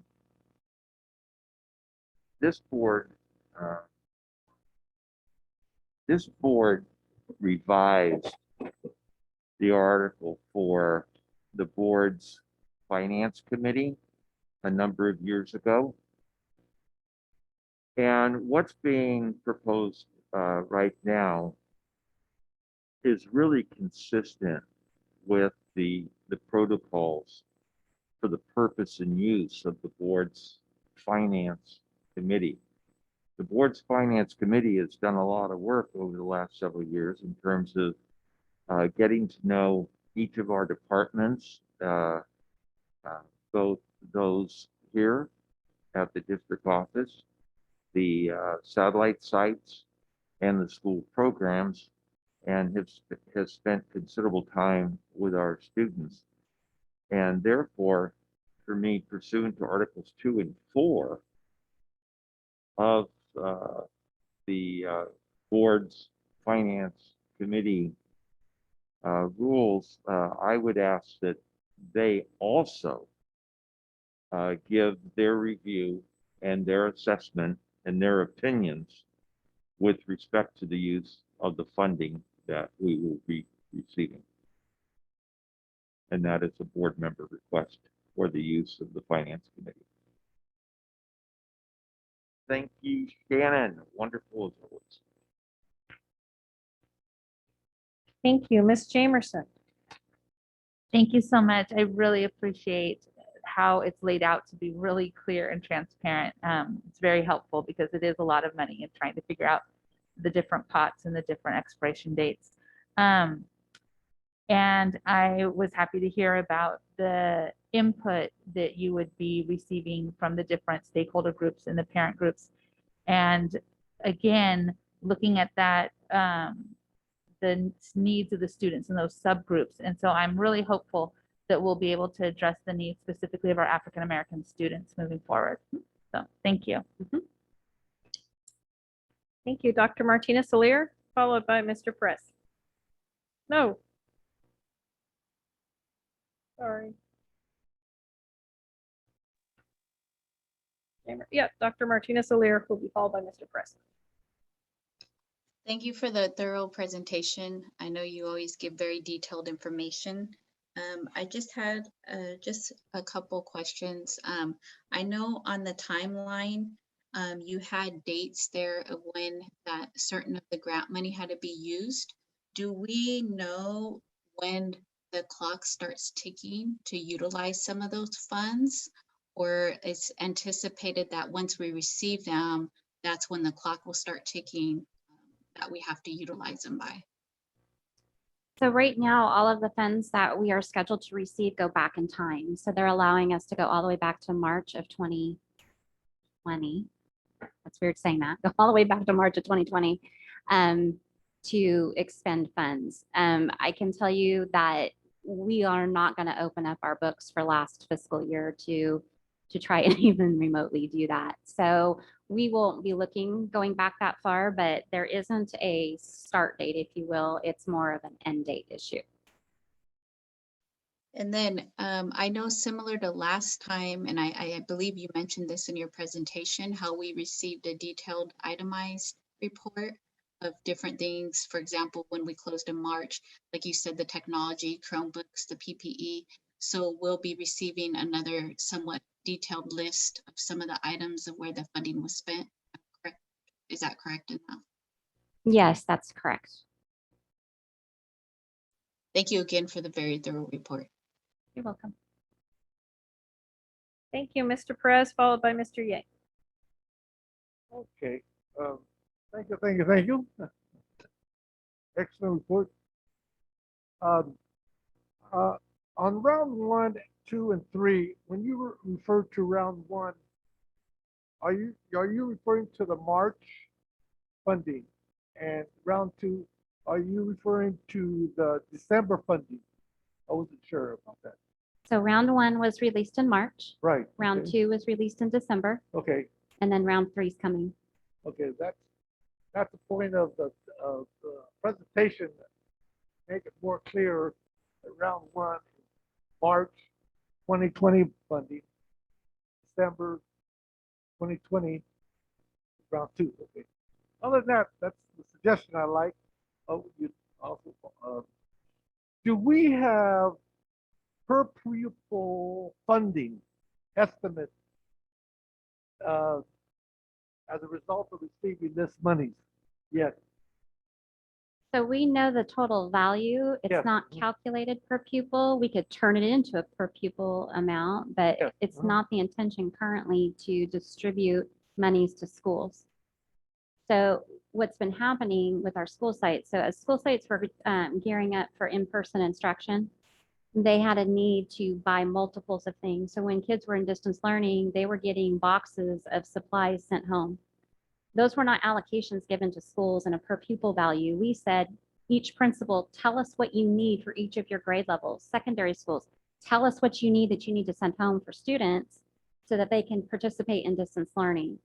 So it's not been something that's been converted into a per pupil amount like we normally would do if we sent monies out to a school. But yet, within your report, you mentioned that it's targeted for a particular student. So how are you gonna justify asking each principal in our district what they want to do with the money? So it's not a matter of what each principal wants to do with the money. We are given very clear parameters in the different areas that we have to spend it. So I'm going to use expanded learning. Right. If we chose as a district to increase the instructional minutes for the school day in order to mitigate the learning loss, then that wouldn't be an allocation to a school site. The presentation talks about maintaining equity. What Right. that meant was if I was to give a school $50,000, I can't take that away and say, well, now you have this money from the federal government through COVID, and I'm going to go take this other money I would have normally given you and go use it for a different purpose. So we still have to maintain our normal district operations, our normal district business when we allocate funds to schools, regardless of this other money. This other money is on top of whatever our schools normally do. So that I have to demonstrate that we did that. And I do that. So there's a per pupil expenditure report that we file with the state. And I have to show how much is state and local and how much is federal and how much in total. And so that same analysis will be done. And the only reason I pointed out is because we have to abide by it. But I wanted the board to understand that that's not a practice that we undo when we get federal monies. So we have dual processes that are happening right now. But isn't the language within this recovery plan stating that it's kind of targeted like the LCAP for our targeted population? Right. So you may have a targeted population that may not be experiencing academic loss, or you may have one particular one that's so extreme and is having such issue with even getting in touch with school in general. They call it out to make sure that districts are looking at their student populations and they're looking at the subgroups that traditionally may be deficient. Right. They're not telling you like a supplemental concentration that you must spend X amount for those student groups. They're telling you that you have to look at them. We're going to have to document that, which we already do through the needs analysis. Once we get the needs analysis, that's going to do two things. It's going to help drive the district LCAP, and it's going to help drive what these initiatives are and these priorities are. Also, you did mention also assessment. Mhm. So we're going to do another assessment. I would have to defer to Mr. Cerruti for that. I don't think we're doing anything new. I think the stuff that's coming out for the needs analysis is coming.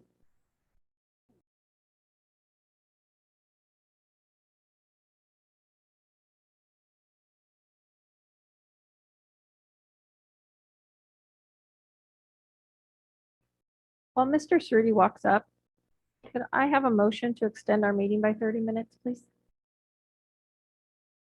So moved. Second. Seconded by Ms. Martinez, Dr. Martinez O'Leary, moved by Mr. Perez. All in, I have to do a roll call vote. Mr. Yang? Aye. Thank you. Ms. Charis Espinoza? Aye. Thank you, Mr. Fortuna. Aye. Ms. Jamerson? Aye. Dr. Martinez O'Leary? Aye. Thank you, Mr. Perez. Aye. And myself. Thank you. The, what Ms. Hayes referenced is accurate. So we've we'll very soon have, and the board will receive, and we'll get that information out. Responses from the LCAP needs analysis process that we very recently completed. So we're in the process, and that if the board recalls, and we'll get information out. So the board in a board communication, and this information gets out to everyone in terms of the feedback that we're receiving. We actually, in the end, received more responses. If the board recalls, we've seen a fairly dramatic increase in our needs analysis total. So last year when we were the last time we did this under normal conditions, we were at about 31,000 individuals who responded, and I believe this time we were over 34,000, and notable increase by parents. It was a single open-ended question, and don't quote me on it, although I wrote it, so you'd think I'd be able to remember it, but it's basically asking what is needed in terms of to ensure a successful school year for students next year. And so we're gathering that. We have a specific process we use to take that information and develop what we term emergent themes. And so that's the information that we'll be using for next year, and that ties directly in with our use of these various funding sources that Ms. Hayes is referring to. So I'm looking at a report here by the Learning Policy Institute, analysis of the Congressional Research Services calculations. And they mentioned there's funding categories for learning recovery grants, summer enrichments, 1% of the total, 5% of the recovery grants, after school programs, 1%, administrative costs, 1%, remaining state funding, 2.5%, homeless students, and et cetera, et cetera. This is a result of this money of an election we had back in November. And Mr. Perez, let's not get in politics, please, to the matter on hand. as a result of that, we have a President Joe Biden stated this. This historic legislation is about rebuilding the backbone of this country. That is true. And at this time, because of this epidemic, we have a big responsibility to deal with these students that are of poverty, of foster youth, English language learners. So I'm on the, this is the kind of problems I like, because we have there's no excuse of not having enough money. We have tremendous amount of money, but the back issue, if we don't come out with good outcomes after using this money, it's on us as board members and our cabinet here guiding us. We don't have good positive outcomes as a result of using all this money fundings. We're going to be responsible. They're going to look at us as board members. Hey, you had all this money. How come you don't have good positive outcomes? So that's the only worry I have in this situation. Other than that, I know that the students of poverty suffer from learning loss. I know that. They have suffered mental health issues, primary care issues, so we need to deal with a full comprehensive primary care service besides mental health. So there's not going to be no excuses for what we could do with this extra money. The American Rescue Plan, that's what it is, a rescue plan for education. And this president came through this legislation. The Senate and Congress came through for us here in this community. I'm proud of that.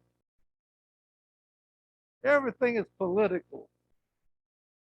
That's why we're here. It's a nonpartisan board. Please speak to the item on the agenda, sir.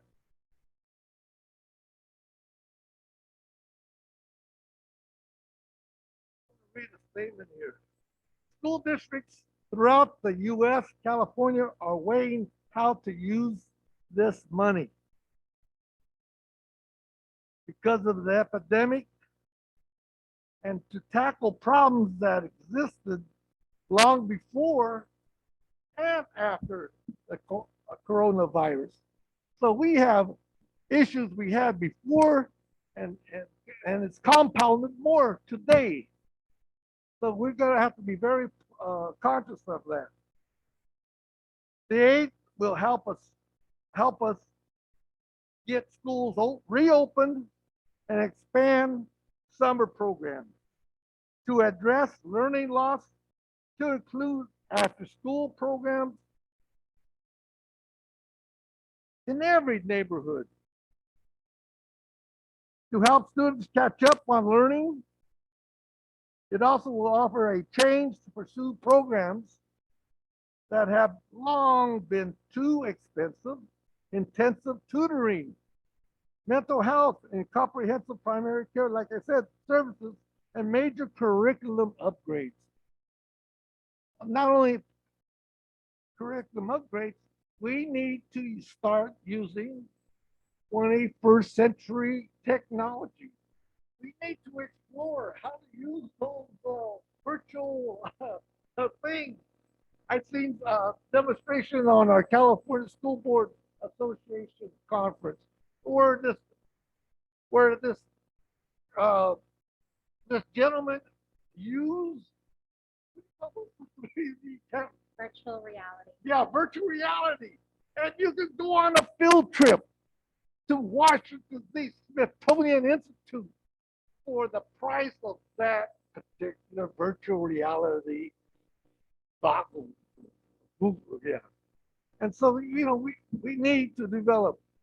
We've learned a lot through this epidemic, how to use technology. We need to continue using technology in the classroom. And I hope that, as board members here realize that. And we need maybe hire some consultants to give us some insight how there's model programs throughout the whole United States and the world and that uses 21st century technology and develop a curriculum of study to complement that. Schools can train teachers in social emotional learning and work on racial disparities in education. I am very happy board member who will be working on this educational issue. And my fellow board members, I think that we're on par, parallel. We all have the same idea. And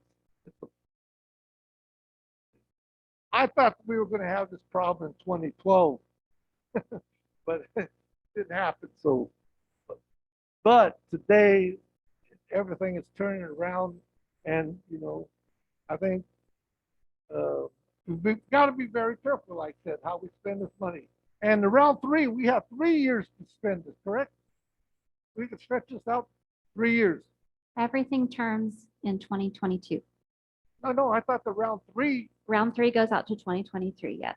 23, right? Mm-hmm. Okay, that's what I thought. So we have a lot of work to do, and I'm not sure we should wait till June 1st. If you can call emergency meeting, let's have a discussion on this issue next week, 2 weeks from now, because we have a lot of work, and there's people in our community putting a lot of pressure on us to get back to school 5 days a week. But we need to let them know that that's what we want, but yet the virus is predicting. Item on the agenda, Mr. President. Okay, again, it's a virus budget issue. So anyway, thank you very much for taking for listening. Thank you. Thank you. Mr. Yang. Yes, thank you, Ms. Hayes. Thank you for the presentation. This is a recovery funding of COVID-19. And as I listen and review your presentation, looks like there are funds that we have received And there are funds that we are waiting to receive. And the funds that we have received has been distributed to the LCP. So that's great. Now, do you know when the fund for the homeless students gonna arrive? No, I do not yet. Okay. All right, that's fine. I think that the funding that we are waiting to receive or we have at hand, I think most critical part of these funding that need to be implemented to areas, in my opinions, to help out our students to be safe and successful in academic. I think first, definitely we have to spend the money to provide safety for them. Second is assessment. Third is provide tutoring for kids that are failing. And fourth is provide counseling, especially to mental health area.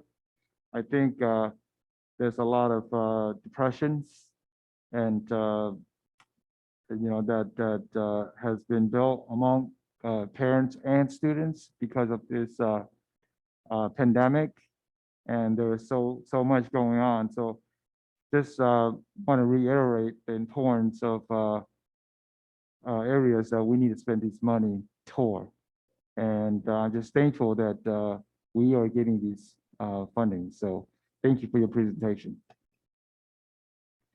Thank you for your presentation. I appreciate the state has asked for research-based, evidence-based decisions, and I want to applaud that is how we make our decisions here at Elk Grove already. So that is not a difference. If you look on our LCAPs, you can see the ratings of different acts on success, and we continue to build that. So it is exciting. It's exciting to have too much money.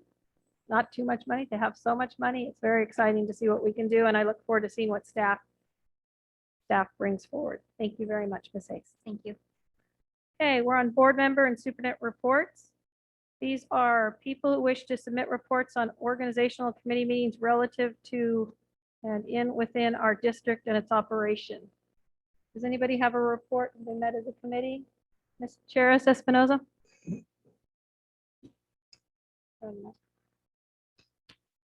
So the 2x2 between the school district and the community services district was able to meet a couple of weeks ago. We primarily talked about COVID-19 vaccine clinics with the CSD operated their mass vaccination sites at Cosumnes Oaks High School. And it was really a testament to intergovernmental cooperation, which probably I'm the only person here who could get excited about a term like that. But what it really meant for our community was really exciting stuff. Thousands and thousands of folks were vaccinated every single day. In some cases, there were more people vaccinated in a single day here, just at that CO site, than at the Cal Expo site, which was meant to be the primary or largest site in Sacramento County. It was extraordinarily well run, well managed, very smooth, and of course safe for everybody. And we also talked about after school programs. So I know for those of us on the board, particularly early on, one of the things we worried about the most is childcare, since really everything shut down. So we were really worried about, both for our parents, but especially for our employees, where would they get their children into safe environments so that they could actually do their work, especially teaching our students. And we were able to, in conjunction with the CSD, create childcare for essential workers. But what's interesting is that I had only been seeing it from our perspective. I learned at that meeting that it was thanks to that partnership, the CSD was able to keep employed and not have to lay off a single one of its full-time employees. So it was a nice kind of full circle moment about how we are very much a community and interdependent on each other. So, I'm sure a lot of those employees are parents and they have other connections to the district. So it was really lovely to kind of get a more global perspective on that. And I believe those were the primary topics that we discussed. I don't know if Mr. Hoffman has anything to add.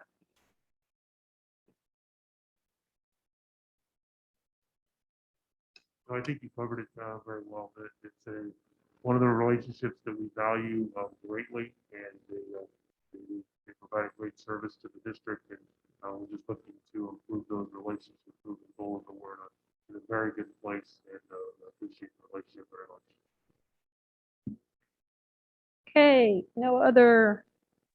I had a report to Oh, give. thank you. I just So, wanted to, pardon me? sorry, I had a report. I wasn't sure who was going next. Oh, okay, sorry, Crystal. Oh, I'm sorry, Crystal. I'll call on you next. I just called on Ms. Jamerson. So I just wanted to actually acknowledge Lisa Lavisser and her staff with the Office of Family and Community Engagement. I attended the Families of Black Students United meeting, and there were a number of families, parents, guardians that were on that call, and just really being able to hear the experiences of those families. And what I was most excited about, though, was that it was a meeting to talk about solutions. And I really just hope that we continue to address the needs specifically of our African-American students and the families. So I just wanted to acknowledge the work that's being done there, and I hope to see progress there. Thank you. Dr. Martinez Solir. I just had an update. I attended the California School Board Association meeting. It was for the Councils of Presidents meeting. And who was there was a lot of different representatives. It consists of members from the Asian Pacific Islander School Board Members Association, the California Latino School Board Members Association, the California Association of Black Student Educators, and also the CSBA Directors at Large. And during the meeting, we had a number of discussion items. One was an update on ethnic studies and how the State Department had recently approved the model curriculum. Also, there was a legislative update. And in addition to that, we did discuss from each of our school districts, and thank you to Mr. Cerruti and Mr. Hoffman for providing some slides and information, or one slide with the questions they asked about our summer learning within our school district. So I was able to help give an update because CSBA was asking to collect that information to forward that on to their executive director. So that way they know as a whole within the state how school districts are planning their summer learning opportunities for students. In addition to that, it was brought up as a roundtable discussion item, a statement of condemning anti-Asian hatred and violence and support of people of Asian ancestry. And so some other districts have passed resolutions. So as I get further information, I will continue to forward that on to Mr. Hoffman, and hopefully he can provide that at the appropriate place it needs to be. So I'll continue to give updates as we meet for CSBA. Thank you. Was there any other district business? Mr. Superintendent? All right, other items from the floor. Did anybody want to speak to something? Yes, I do. Mr. Forshino? Yes, I would like, for the board's benefit, to know what the protocol is for placing board requested agenda items on the agenda. At the March 23rd Board of Education meeting, Ms. Travis Espinosa made a motion for discussion about pivoting to 5-day-a-week programming. The Board of Education approved that motion unanimously. Many were expecting that to be on the board agenda tonight, given that it is a time-sensitive manner. So it would be very helpful to know what our protocol is once the board, as a board, has approved the placement of discussion item on the agenda. I would like to know what that is. I believe that's spelled out in our handbook. We do take a vote, and I can fully go over that. I do not have a handbook on me at the moment. We have, but I will, let's see, we have a meeting on the 13th. Today's the 6th. And I will happily explain that further on that day. Mr. Perez? Uh, Update on the district's contact list, because we have 2 new board members that are not on on that. Very good point. Can we please get an updated, I think it's in the process, but I just wanted. okay, that's great. Thank you, Mr. Perez. All right. Thank you. We'll adjourn this meeting, and we made it within our 30 minutes. It's 10:18.